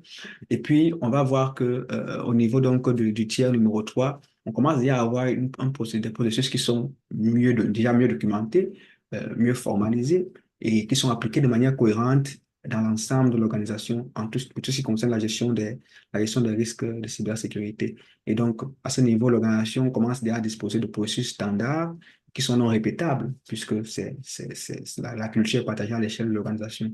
Et puis, donc, au niveau du tiers numéro 4, qui est le tiers adaptatif, l'organisation a tellement déjà bien architecturé donc, sa gestion des risques que maintenant, elle est capable de s'adapter de manière proactive aux évolutions des cybermenaces, c'est-à-dire qu'elle ne se concentre même plus sur uniquement la menace directement, mais elle prévoit l'évolution de l'écosystème pour intégrer dans sa gestion des risques et avoir une gestion, comme on dit, proactive, finalement, de ce qui est en train d'arriver. C'est-à-dire, par exemple, là, on parle aujourd'hui de l'intelligence artificielle. L'organisation peut ne pas avoir d'actifs qui gèrent pleinement l'intelligence artificielle, mais commence déjà à s'intéresser aux risques que représente cela pour son organisation et commence déjà à adapter donc des stratégies pour être prêt à répondre justement à cette modification dans l'écosystème euh, IT en tant que tel. Donc, tout ça, en fait, ça rentre donc dans la pile de compréhension. Et donc, ici, comme je disais tantôt, il faut que l'organisation sélectionne en fait le niveau qui lui convient et il ne faut pas voir les tiers d'implémentation comme les tiers de maturité. Là, on parle vraiment de comment le niveau d'intégration des processus de gestion de risques cyber dans la culture de l'organisation. Lorsqu'on parlera de maturité en termes de cybersécurité, maturité des contrôles, là, on va plus se poser la question de savoir comment est-ce que le contrôle a été mis en place. Est-ce que le contrôle a été mis en place sans qu'il y ait une politique, par exemple, de sécurité qui explique donc c'est à niveau gouvernance, quoi, qui explique pourquoi est-ce qu'on met ce contrôle, comment est-ce qu'on doit le mettre au niveau peut-être des standards. Donc, il y a une façon de mettre en place les contrôles, c'est pas juste aller configurer, on configure pourquoi, c'est ça. Est-ce qu'on est capable de mesurer ce contrôle à son efficacité? Donc, tout ça, en fait, ça rentre dans la maturité. Si on est capable donc de mesurer, d'abord de mettre en place de manière documentée, ensuite de mesurer l'activité et d'améliorer en continu, on va monter en fait en niveau de maturité pour ce concours. Le concours, la maturité en fait fait allusion ici à la montée en, en maîtrise finalement d'un mécanisme de sécurité au sein de l'organisation. Et donc tout cela en fait, chacun chacune des catégories, pour chacune des catégories, on peut définir différents niveaux de, de tiers d'implémentation. Donc, il n'y a pas un tiers qui s'applique pour toutes les catégories, pour toutes les fonctions. On peut définir différents niveaux en fonction de, voilà, donc c'est vraiment l'organisation qui apprécie avec quel niveau elle veut pouvoir donc intégrer une intégration, donc une robustesse quoi, de la gestion des risques. Alors, lorsqu'on veut donc maintenant commencer à créer donc là où le profil cible, lorsqu'on commence à créer dans le profil organisationnel, déjà, comme j'expliquais tout à l'heure, on va utiliser les profils, les community profiles, profil communautaire, c'est une profil en français. Et là où le profil cible, en fait, peut être créé sur la base des profils de communauté, profil communautaire, community profile, le profil actuel, lui, pour le coup, il va être, en tout cas, il peut être construit à la suite d'une analyse de risque. En général, c'est d'ailleurs à la suite d'une analyse de risque qu'on va pouvoir construire le profil actuel. C'est-à-dire qu'on va pouvoir s'évaluer en tant que tel, à la lumière des contrôles, à la lumière des contrôles qui proviennent des références informatives adossées au profil cible qu'on s'est soi-même donné, en voyant les directives qui sont à l'intérieur, les éléments du cadre normatif qui sont à l'intérieur. Bref, on va pouvoir donc s'évaluer à la lumière en fait, de ces normes-là finalement et on va donc pouvoir dégager ici le profil actuel. Quel est notre profil actuel? Et comme c'est pour ça que je disais tantôt que c'est une analyse en général, une analyse des risques, alignée sur les contrôles qui servent donc de base de référence au profil cible qui vont être utilisés. Donc, cette évaluation des risques, en fait, va donc venir nourrir le profil actuel en tant que tel. Elle peut aussi nourrir le profil cible. Ça peut arriver. En tout cas, faire évoluer le profil cible. On va le voir à la fin de la présentation d'ailleurs. Ça, c'est dans le processus d'amélioration continue. Mais en gros, cela va se faire déjà. La création des profils va en général se faire avec la collaboration donc, des parties prenantes. Hein. Donc, on va définir les objectifs de sécurité qui sont bien sûr alignés aux objectifs d'affaires, donc les objectifs de l'organisation, vous l'avez compris. On va identifier ici les catégories et les sous-catégories qui sont pertinentes pour l'organisation. On va déterminer le niveau de maturité, je l'expliquais tout à l'heure. On va aussi pour élaborer le profil, ça c'est pour le profil cible, bien sûr. On va utiliser tous ces éléments-là. Maintenant, pour le profil actuel, on va déterminer la posture de sécurité actuelle en faisant une évaluation des risques. On va analyser et identifier justement le niveau de maturité pour chacun des tiers, le niveau de maturité existant. Chacun des tiers, et voir aussi le tiers d'implémentation qu'on a sélectionné par rapport. Ensuite, on va aligner donc tous ces résultats avec notre cadre pour pouvoir donc communiquer de manière homogène sur la base des fonctions, comme je l'ai expliqué tout à l'heure. Voilà, une fois donc qu'on a fait cela, quelques outils pour vous aider. On va d'ailleurs voir un de ces outils-là. Boîte à outils, c'est ça, c'est la partie la plus intéressante de la présentation, enfin, tout ce premier bloc-ci. Voilà. Les autres blocs, on va plus aller maintenant sur, OK, une fois qu'on a ça, comment est-ce qu'on va faire pour consommer le tout? Donc, mais le gros du travail, c'est vraiment à ce niveau, en général, je peux dire, en général. Alors, une fois donc qu'on a donc pour créer notre profil, on a une boîte à outils. Donc, qu'est-ce que vous pouvez utiliser pour vous aider justement à aller dans ce sens-là? On a, j'expliquais tantôt au niveau des outils de liste, qu'on a le community profile, on a le reference tool que vous avez vu, on a les templates, organizational profile template. Je pense que, donne-moi une seconde. Celui-là va être les templates organisationnels, voilà, ça va être intéressant puisque ce sont des. Hop, je ne l'ai pas ouvert avant, donc il va falloir que je le cherche un peu, voilà, c'est ça. Donc ces templates-là, en fait, vous allez voir de par leur structure même, qu'ils vont être, voilà, au niveau de ces templates-là, j'espère que vous voyez dans mon écran, on a donc à ce niveau le profil, on a à ce niveau le profil actuel, et puis le profil cible qu'on va en fait établir. Bien sûr, ici au niveau des catégories, vous allez en rajouter ou si vous voulez en rajouter, ou en retirer s'il faut en retirer. Bon, en général, s'il faut en retirer, vous allez juste venir dire ici que ce n'est pas applicable. Included in the profile, vous allez dire non, ce n'est pas inclus dans votre profil, etc. Donc, et ensuite, vous allez donc faire votre évaluation et venir porter les résultats ici. C'est du puissant fichier Excel que le NIST met à disposition. Ça veut dire qu'après cela, vous pouvez vous-même générer des graphiques pour voir justement au niveau, de manière graphique le gap qu'il y a entre le profil, justement le profil cible actuel et le profil cible. Voilà, donc ça, c'est un fichier qui est disponible au niveau de la plateforme de NIST. Et puis, j'ai également cette ressource-ci. Voilà, c'est ici que vous allez venir prendre donc les templates que je viens de présenter tout à l'heure, toujours au niveau du liste. Ensuite, on a des audits pour aussi faire plutôt appel à des audits internes ou externes, ça dépend. Mais en demandant à ce que ces audits-là soient alignés avec votre cadre, puisque vous l'avez adopté. Donc, normalement, comme je vous ai expliqué tantôt, c'est facile d'aligner les résultats avec le cadre, tant qu'on parle du sujet de cybersécurité. Voilà. Encore même que quand vous voyez un peu les fonctions, le rôle des fonctions, finalement, c'est même utilisable dans tout type de sécurité en tant que tel. Voilà. Mais bon, restons dans la cybersécurité. Voilà. Donc, je disais tantôt qu'on a également des ressources intéressantes au niveau toujours du NIST. Ça, c'est une ressource que je vais également vous présenter avec d'ailleurs un outil. C'est la ressource, c'est celle-là, en fait. Elle présente, c'est plusieurs ressources, c'est vrai. Comme c'était basé sur la version 1.1, là, ils ont mis ça déjà en stand-by. Ils ne vont plus mettre à jour. Il y aura donc une nouvelle page pour la version 2.0 qui, elle va continuer à évoluer. On est d'accord, mais les outils, ça reste des outils qui sont pertinents. Il y a plusieurs outils ici il y a plusieurs ressources en fait, hein, mais moi je suis venu sur la partie de l'évaluation en tant que telle, parce que vous pouvez aussi faire une auto-évaluation finalement de votre posture. Voilà. Et donc, à ce niveau, on a plusieurs outils. L'outil qui va m'intéresser ici, c'est cet outil du CISA. Hop, hop, hop, c'est cet outil. Voilà. C'est un outil du Department of Homeland Security, Industrial Control System, blablabla. Voilà. Et puis cet outil-là, en fait, l'outil s'appelle Cyber Security Evaluation Tool comme il est gratuit, je pense que c'est intéressant de vous montrer un peu comment il fonctionne. Il y a plusieurs outils hein, qui s'alignent avec le CSF 2.0, plusieurs outils en fait, beaucoup d'outils.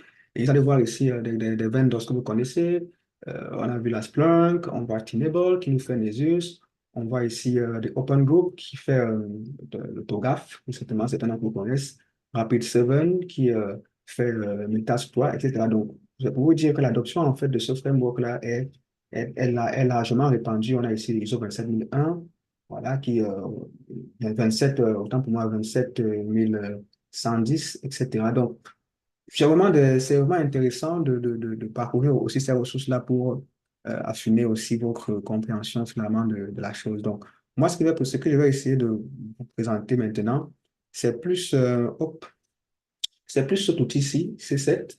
Euh, je l'aime bien parce que, en fait, dans le fond, il est plutôt simple à utiliser.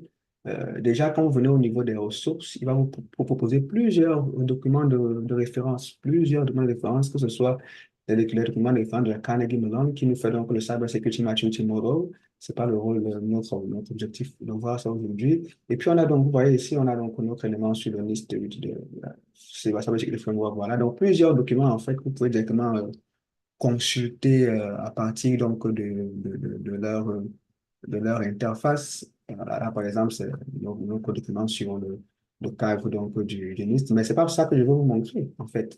Ce que je vais vous montrer, c'est plus comment est-ce que l'outil, lui, va fonctionner. Donc, si je reviens donc sur...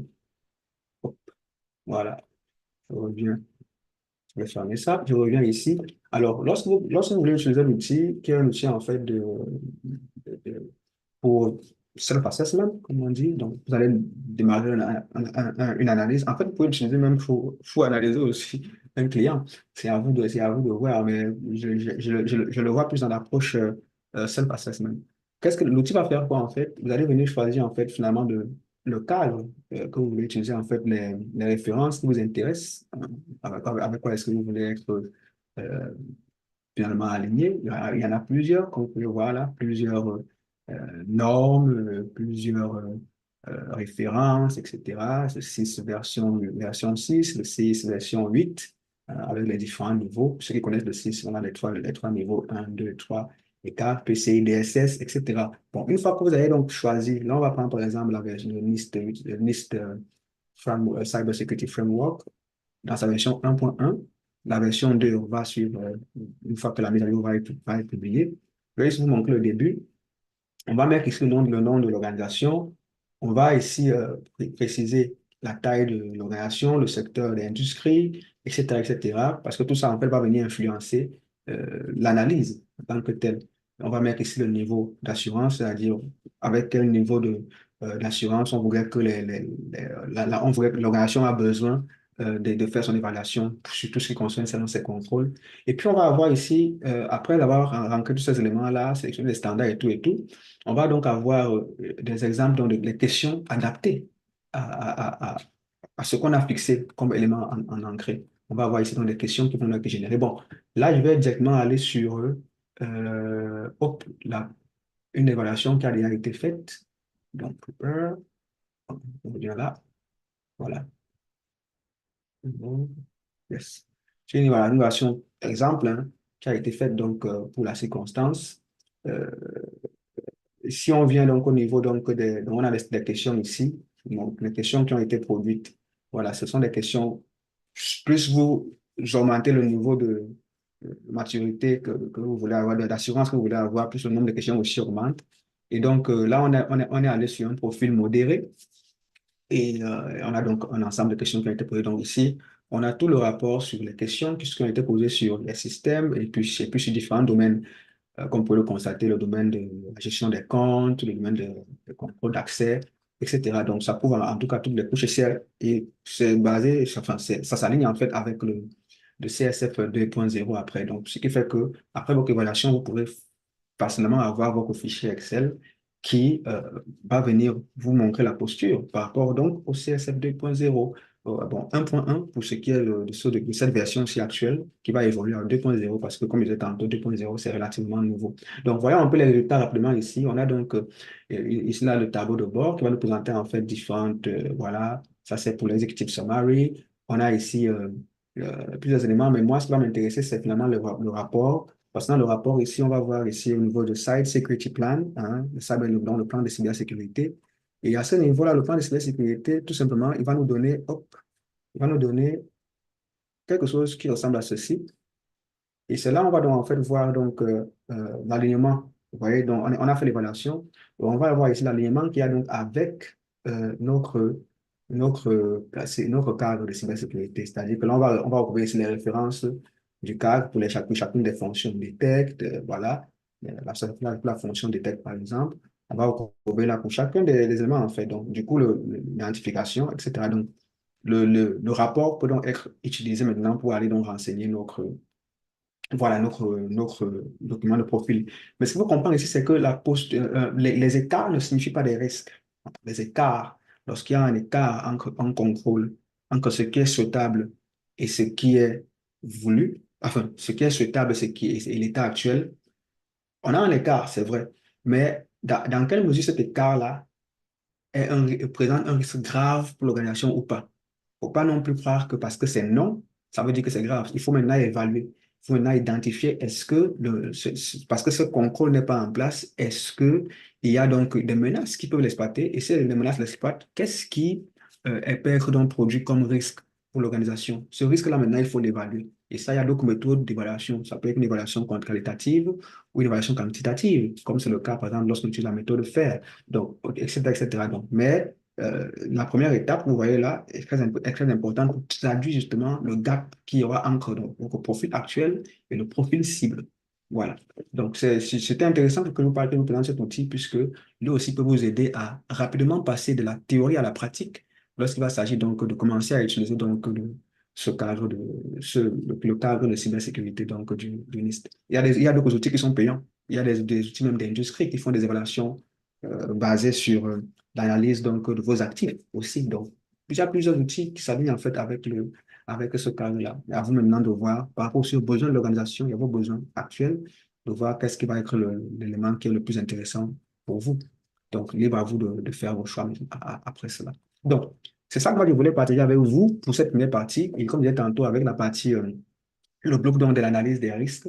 On va faire toute l'évaluation des risques juste après pour être sûr que l'écart qu'on a identifié représente une vraie menace pour l'organisation. Dans la nomenclature des risques, hein, on a notre actif, on connaît sa valeur, donc sa condensation, son intégrité et sa disponibilité. Et on va donc pouvoir identifier la menace qui peut exploiter la vulnérabilité, les vulnérabilités. Les vulnérabilités peuvent être traduites par les écarts qu'on a constatés. C'est-à-dire que quand un contrôle est absent, c'est potentiellement une vulnérabilité pour l'actif. Mais dans quelle mesure est-ce que cette vulnérabilité peut être exploitée par une menace? Donc, si on identifie qu'une menace existe, qu'une menace va exploiter cette vulnérabilité existe, ça voudrait dire que le risque, en fait, existe. Donc, le couple, en fait, menace-vulnérabilité va nous exploiter une faille de sécurité sur notre actif. C'est ça qui produit, en fait, un risque.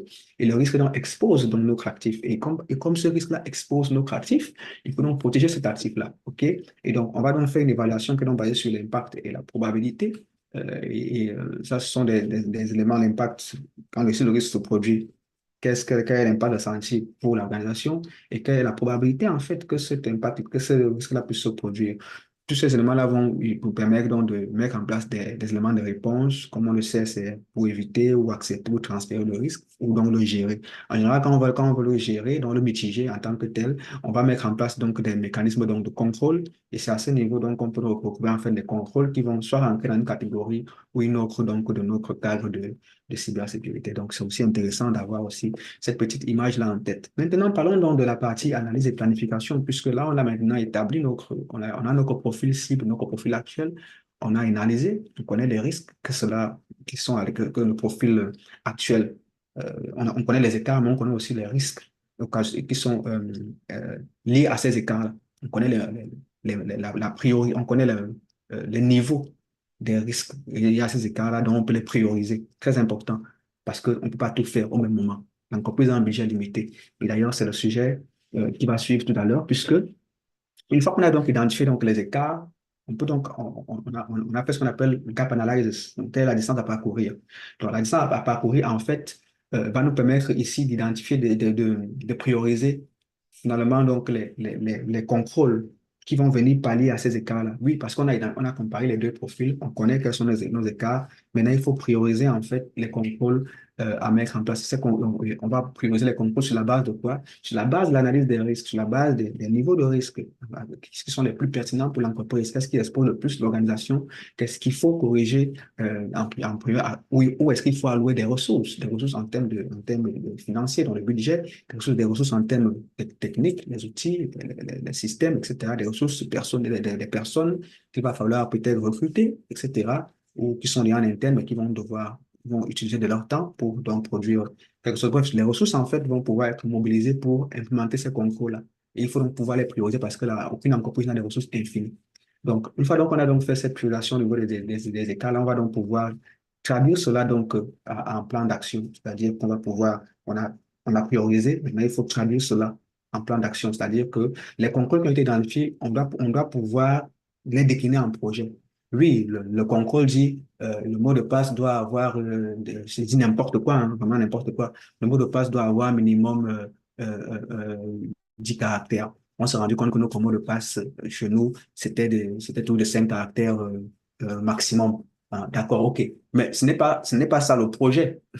Donc, il y a un ensemble d'éléments qui vont rentrer, en fait, de mesures, qui vont peut-être rentrer dans un projet parce qu'il y a peut-être un outil dont on va faire l'acquisition, par exemple, ou peut-être une procédure qu'on va mettre en place et qui va venir, en fait, répondre à plusieurs besoins, en fait, identifiés au niveau de plusieurs risques. Donc bref, on traduit, en fait, donc, ces contrôles-là en projets et initiatives qui sont, en fait, des projets qui, eux, vont rentrer dans la feuille de route et le programme de cybersécurité in fine, puisque la feuille de route, en fait, c'est comme la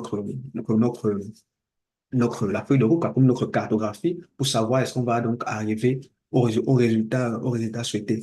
Et pour être sûr qu'on le fait bien, on devrait pouvoir définir donc des indicateurs de performance, les KPI ou les indicateurs clés de risque, pour pouvoir mesurer, en fait, mesurer les mesures qui vont être mises en place, pouvoir savoir si elles viennent vraiment résoudre le problème pour lequel la raison pour laquelle, ou le besoin pour lequel ils ont été mis en place. Donc, il faut pouvoir les mettre là-bas, puisque derrière, ça va servir d'instrument de pilotage de notre programme de cybersécurité. Donc, on intègre dans ces éléments-là, on définit en fait, on décline en fait donc, les actions, les mesures, les contrôles en projet et initiative. On établit la feuille de route, un calendrier clair et net sur comment est-ce qu'on va donc échelonner, par exemple, sur la première batch, par exemple, sur 2 ans ou bien 3 ans, etc., etc. Donc, bref, on se crée une feuille de route et on définit dans les indicateurs de performance pour mesurer notre progression.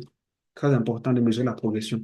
Et ensuite, donc, c'est tout cela, en fait, qui est donc intégré au programme de cybersécurité. Donc, à ce moment donné, l'entreprise peut donc dire qu'elle a un programme de cybersécurité parce que ça vient, en fait, de quelque chose de pertinent. On sait où on veut aller, on sait où on est actuellement, on connaît la distance à parcourir, qu'est-ce qu'il faut combler comme gap, on connaît les actions, projets ou initiatives à mettre en place, on a défini une feuille de route, on est donc capable maintenant de mobiliser en fonction de notre budget, en fonction des ressources, de mobiliser en fait ces ressources-là dans des projets pour atteindre la posture souhaitée. Mais comme il y a maintenant donc, ce qu'on appelle donc les indicateurs de performance, on va pouvoir les utiliser pour mesurer la progression à tout moment et améliorer finalement non seulement la posture, mais le programme en lui-même. Et ça, on va le voir avec dans cette partie, la partie suivante, puisque une fois qu'on a donc fait tout ce bloc d'analyse de gap, plan d'action et puis programme de cybersécurité, etc., on va exécuter le programme. On va commencer à exécuter les projets qui sont dans le programme.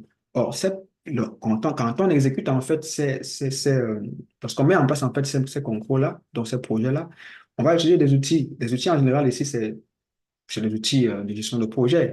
Là, peut-être utiliser des outils traditionnels, le diagramme de Gantt, la méthodologie agile pour les projets. Bref, les gestionnaires de projet connaissent ces outils très bien. Le diagramme de perte, le tableau RACI, ils sont des outils qu'ils utilisent pour faire la gestion de projet. Donc, le projet, là, on va le piloter pour livrer quelque chose. Parce que dans un projet, on a un début, on a une fin. Le programme, lui, on a plutôt un résultat qu'on veut atteindre. Donc, le programme peut s'enrichir de nouveaux projets à chaque fois. Tandis qu'un projet, quand il commence, et quand un projet intègre un programme, il commence et il finit. Sinon, ce n'est pas un projet. Voilà. Donc, c'est pour ça qu'on parle de livrable. Donc, les projets vont être à l'intérieur, ils vont être donc pilotés avec des outils de gestion de projet. On aura un plan d'action, un calendrier global, un tableau de bord pour suivre aussi tout cela. D'ailleurs, en termes de tableau de bord, on va voir aussi qu'il nous faut un tableau de bord pour suivre les indicateurs de performance. Donc, en tout cas, une fois qu'on a cela, est-ce que c'est fini? Non, bien sûr que non. Puisque, et là, on va maintenant parler de la partie amélioration continue. Parce qu'il va falloir être en mesure de mesurer la performance pour ajuster les profils et même le plan d'action. Et c'est là où je disais donc tantôt qu'on va revenir sur ce bout. On va donc mettre en place maintenant ce qu'on appelle l'amélioration continue. Ici, la question que j'ai posée, c'est quels résultats améliorer? Donc, on atteint les résultats en mettant le programme en marche, mais qu'est-ce qu'il faut améliorer? Parce que là, on n'est jamais à 100% sécurisé. On n'est jamais à 100% sur de notre posture. Donc, il faut toujours continuer à capter les indicateurs, les évaluer pour voir comment s'améliorer. Et c'est donc là donc on va donc maintenant surveiller les indicateurs qu'on a défini beaucoup plus tôt. C'est pas quand le projet, quand c'est déjà livré qu'il faut définir les indicateurs. Ça, c'est une démarche réactive. C'est dès le départ qu'il faut pouvoir identifier les indicateurs qui vont permettre de vérifier en fait si le contrôle fonctionne comme il est attendu. OK? Et donc, une fois donc qu'on a donc ces indicateurs-là et qu'on les surveille, on est capable donc de les améliorer, puisqu'on connaît notre seuil de performance. On peut par exemple dire que non, on voudrait que pour le nombre d'incidents ou bien le temps de réponse pour un incident au niveau de l'organisation, on voudrait que le temps de réponse entre le moment où l'incident se produit et le temps où il est géré, on aimerait qu'il y ait qu'il y ait, on va dire quoi, 5% d'incidents qui dépassent le temps critique qui a été alloué pour le traitement. Le temps critique, parfois, c'est ce qu'on va appeler les service level agreement, les SLA. On va définir pour chaque type d'incident, par exemple, le niveau, là, je parle d'indicateurs particuliers. Pour chaque type d'incident, par exemple, le niveau de la durée de traitement voilà, attendu pour cet incident-là. Et maintenant, on peut se définir comme élément de performance qu'on aimerait qu'il n'y ait pas il y a moins de 10% d'incidents qui dépassent ce plafond-là. Et du coup, en fin d'année, on est capable d'avoir ces éléments de métrique-là, de mesure-là, pour dire, OK, dans cette fonction-ci, dans cette partie-ci, cet objectif-ci, on se rend compte qu'on n'a pas été euh, à la mesure du niveau attendu. Qu'est-ce qui a posé problème? Qu'est-ce qu'il faut améliorer? C'est comme ça donc qu'on améliore en fait ce mécanisme-là particulier qui en fait, lui, vient en fait, améliorer à plus haut niveau la fonction de détection et même aussi de réponse. Voyez un peu donc, c'est un peu comme ça que ça se passe et ça fait en sorte que l'opérationnel, quand il agit, il sait en fait exactement quel bénéfice ça a à l'échelle organisationnelle parce que la haute gestion, elle voit en fait le tableau de bord plutôt au niveau des fonctions un peu plus, on va dire un peu plus largement, quoi. Donc, on tire déjà vers la fin de la présentation. Je sais qu'elle a été un peu longue, mais c'était important de couvrir plusieurs points. Donc, et on a maintenant ce qu'on appelle donc la maturité des contrôles. J'expliquais ici tout à l'heure que on a une différence entre la maturité des tiers de maturité et la maturité donc des contrôles. Là, on peut utiliser un modèle comme le C2M2, Cyber Security Capability Maturity Model, en tant que tel pour aussi enrichir donc notre compréhension à ce niveau-là. Ce qui est bien avec ce modèle, c'est qu'il est aligné avec le CSF. Donc, c'est assez intéressant de l'utiliser aussi vu l'alignement natif que lui aussi il a. Donc, c'est ça. Et puis, il va nous rester les outils en tant que tel pour clôturer donc, finalement cette partie. Alors, en termes d'outils, pour la partie, donc, une fois qu'on a mis en place les contrôles, déjà, avant de parler même des outils, ce qu'il faut comprendre d'entrée de jeu, c'est que l'exécution qu'on va donc mettre en place va pouvoir, une fois qu'on a mis en place, on va pouvoir suivre ces contrôles-là et on peut aussi déclencher des analyses de risque à tout moment, en fait. On peut faire des analyses de risque à tout moment. Et ce sont ces deux processus-là qui vont venir finalement nourrir l'amélioration qui, elle, vient en fait, on améliore quoi? On améliore soit les profils organisationnels, parce que le profil cible peut évoluer, parce que le contexte aussi évolue. Hein, le profil cible peut évoluer, intégrer de nouvelles choses. Le profil actuel peut aussi être modifié parce que l'évaluation des risques révèle d'autres choses. Donc, le profil actuel aussi évolue, ce qui est naturel.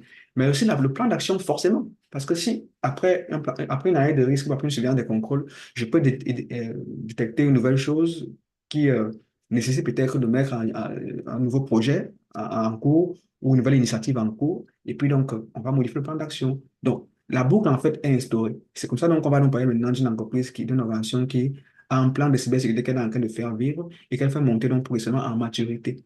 C'est ça, en fait, le rôle principal même de responsable de cybersécurité que vous serait peut-être demain, qui sait. Donc, alors, mais tout ceci ne peut être possible que si on a le soutien et l'implication de la haute gestion.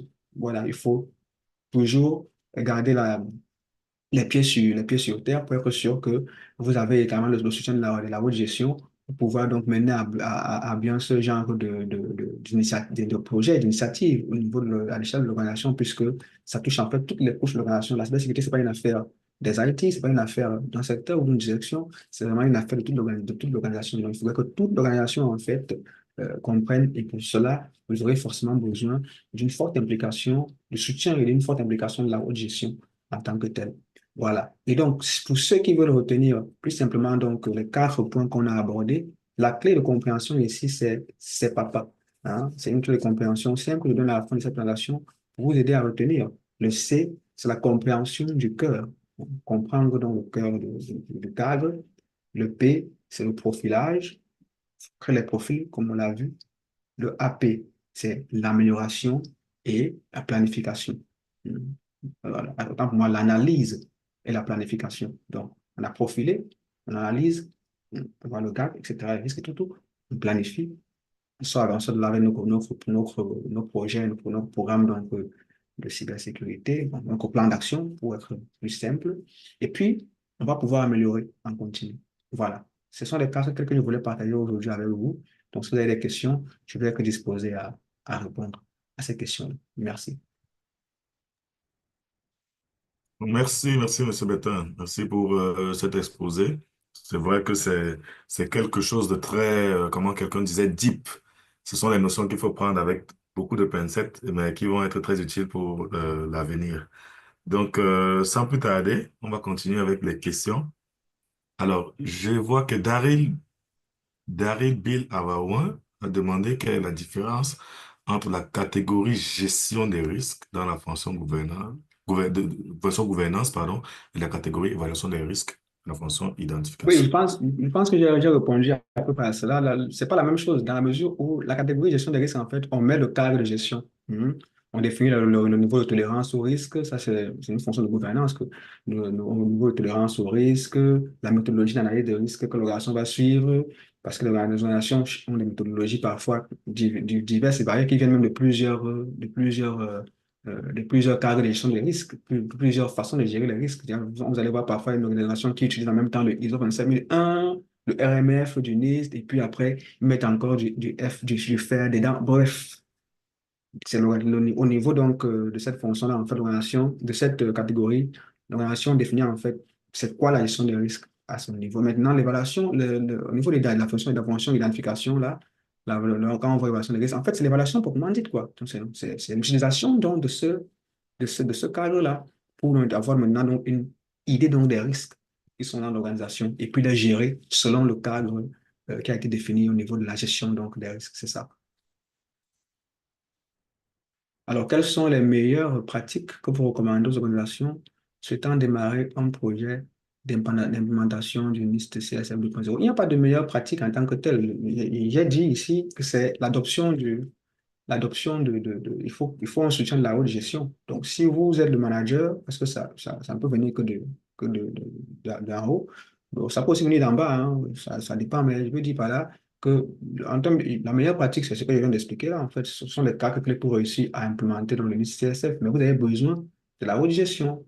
Hein. Vous avez besoin donc d'être cet ambassadeur-là qui va permettre à la haute gestion de comprendre l'importance d'adopter le cadre en tant que tel. Et puis, si vous êtes le responsable de la cybersécurité, c'est plus facile en fait pour vous d'aller vers cette adoption-là, puisque ce sont des sujets qui concernent directement votre travail. Mais le plus important ici, c'est les meilleurs, je vais dire les chemins les plus recommandés, c'est souvent d'avoir le soutien donc, de la haute gestion dans la mise en place de toutes de tous les éléments de la cybersécurité, hein, mais là, pour le coup, on parle de l'ICSF 2.0. Ça va être important pour vous d'avoir le soutien donc, de la haute gestion à ce niveau. Ok, pouvez-vous nous partager un exemple concret d'un projet où vous avez aidé une organisation? Non, je ne peux pas parler de projet, c'est pas des choses qu'on parle dans des rencontres, quoi. Vous avez aidé une organisation à mettre en œuvre le NICSF 2.0. La question, c'est quels ont été les principaux résultats? On peut pas partager ce genre d'informations ici. Mais de toutes les façons, vous avez les clés pour faire pareil dans d'autres organisations. Comment voyez-vous évoluer le NIST CSF 2.0 dans les prochaines années? Quels sont les nouveaux enjeux auxquels il va devoir répondre? Je ne peux pas prévoir parce que c'est relativement nouveau et donc c'est vraiment nouveau le NIST CSF 2.0. Donc, quand le NIST est établi, vous pouvez comprendre qu'ils ont déjà pensé aussi aux enjeux. Donc, les enjeux auxquels je peux penser aujourd'hui, je pense qu'ils sont déjà intégrés dans la version du NIST actuelle. Donc, les enjeux qu'il y aura en 2030, je ne peux pas savoir.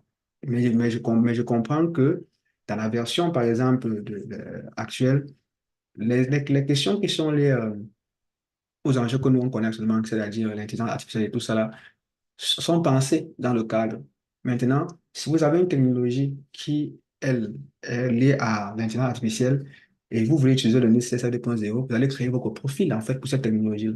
Maintenant, il peut arriver, et peut-être que ça va sortir d'un moment à l'autre, qu'une communauté se mette ensemble pour créer un profil donc, pour ce type de technologie-là, les technologies dans des IA génératives, etc.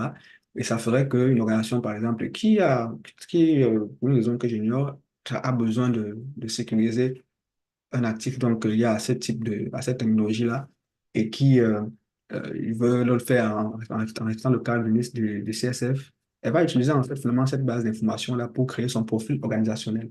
Donc, mais pour ce qui est de l'évolution actuelle, ce qu'il faut comprendre, c'est que l'évolution, en fait, c'est nouveau. C'est ça, c'est l'évolution là qui a été prise en compte dans la version 2.0 qui est juste sortie en février 2024. Les enjeux, euh, je pense, les enjeux dans 2 ou 3 ans sont déjà intégrés peut-être même 5 ans. Et maintenant, on va voir comment l'écosystème va évoluer. On va voir les discussions qui vont avoir lieu dans les groupes, parce que ce sont les groupes auxquels vous pouvez intégrer, pour voir quels sont les sujets qui reviennent et quelles sont les améliorations donc, qui vont être certainement prises en compte pour la version 2.1. Parce que pour la version 2.0, par exemple, on a eu beaucoup d'améliorations au niveau justement de la fonction de gouvernance, on a eu des améliorations au niveau de la fonction, même la fonction amélioration, improvement, comme ils appellent.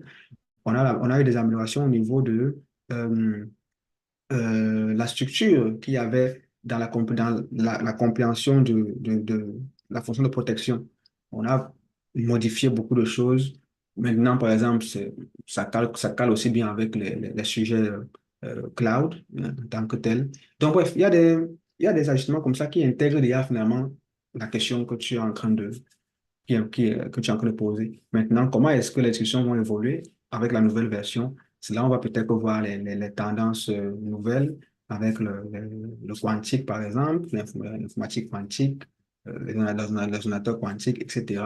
Donc, on connaît ces challenges-là et je, je ne pense pas que ça n'a pas été pensé. Je ne crois pas une seconde que ça n'a pas été pensé dans la version qui est sortie tout juste en 2024, c'est ça. Moi, je crois que nous sommes arrivés au terme des questions. Oui, on a fait le tour. Alors, je ne sais pas si nous déjà on voulait vous remercier pour la présentation. Merci. Et, et puis voilà, nous sommes arrivés au terme de la conférence EOCON. Je ne sais donc pas si vous avez un mot particulier à adresser à la vaste Oh, communauté non, je vais juste te avant dire que... un merci, un merci à tous les fidèles participants. C'est toujours un honneur de pouvoir permettre à des aspirants, des professionnels, des experts, de partager en fait leurs connaissances, leurs compétences dans le domaine de l'aspect sécurité, que ce soit des compétences techniques, des compétences managériales, des compétences, etc. Et puis les partager en fait avec le reste de la communauté. C'est toujours une bonne chose. En tout cas, c'est un honneur pour nous de servir de plateforme pour permettre donc que la dynamique de la cybersécurité continue d'évoluer au sein de la communauté. Et moi, je remercie surtout toute l'équipe qui est derrière l'organisation également de cet événement, parce que, effectivement, les participants, mais aussi l'équipe, parce que c'est clair que les sponsors Parce que c'est clair que sans toutes ces parties prenantes-là, l'événement EOCON ne serait pas ce qu'il est aujourd'hui. Donc, merci surtout à vous qui participez donc à l'événement. Merci aux sponsors et puis merci à l'équipe qui permet à ce que tout cela se passe toujours dans les bonnes conditions. Merci. Merci aussi. Il y a un participant qui m'a posé une question un jour. Il me demandait qu'est-ce que EOCON a prévu pour 2025. Est-ce qu'il y a une surprise? Je lui ai répondu, je ne sais pas, mais je vais demander. Ça, on va réfléchir, bien sûr. Ah, tout à C'est fait. pas, et si, même s'il y a une surprise, c'est sûr que c'est le moment venu que ça va être annoncé. C'est pas la plateforme actuelle. C'est ça. Voilà.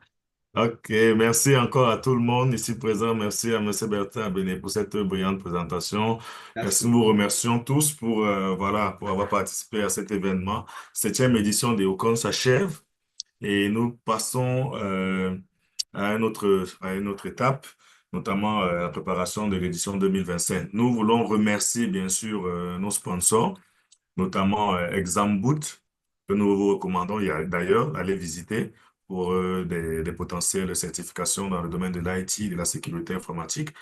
GFONA, vous pouvez d'ailleurs visiter leur site web, Africurity et Africa Univ. Merci à tous ces sponsors pour Oui, cette d'ailleurs, assistance. d'ailleurs, à ce niveau, effectivement, il y a une formation sur le CSSP qui va être donnée en janvier 2025. Dans cette formation, en fait, on couvre tous les aspects parmi lesquels ceux qui ont été présentés aussi aujourd'hui, mais je vous encouragerais vraiment, si vous avez des connaissances, hein, justement, donc, qui veulent faire l'aspect sécurité dans le dur, pas la surface, mais dans le dur, d'intégrer ce genre de cursus de formation là. Toutes les façons, ça se passe avec Examboot, donc vous pourrez aller sur le site et puis suivre les liens qui sont communiqués au niveau de la plateforme EYESOPEN sur LinkedIn pour avoir plus d'informations à ce niveau-là. Merci. Merci à tous. Voilà, il y a déjà des liens qui sont partagés. Voilà, pour voilà, accéder à tout le contenu de Ice Open. Merci encore à tous et à nous revoir très bientôt sur nos plateformes. Portez-vous bien. Merci.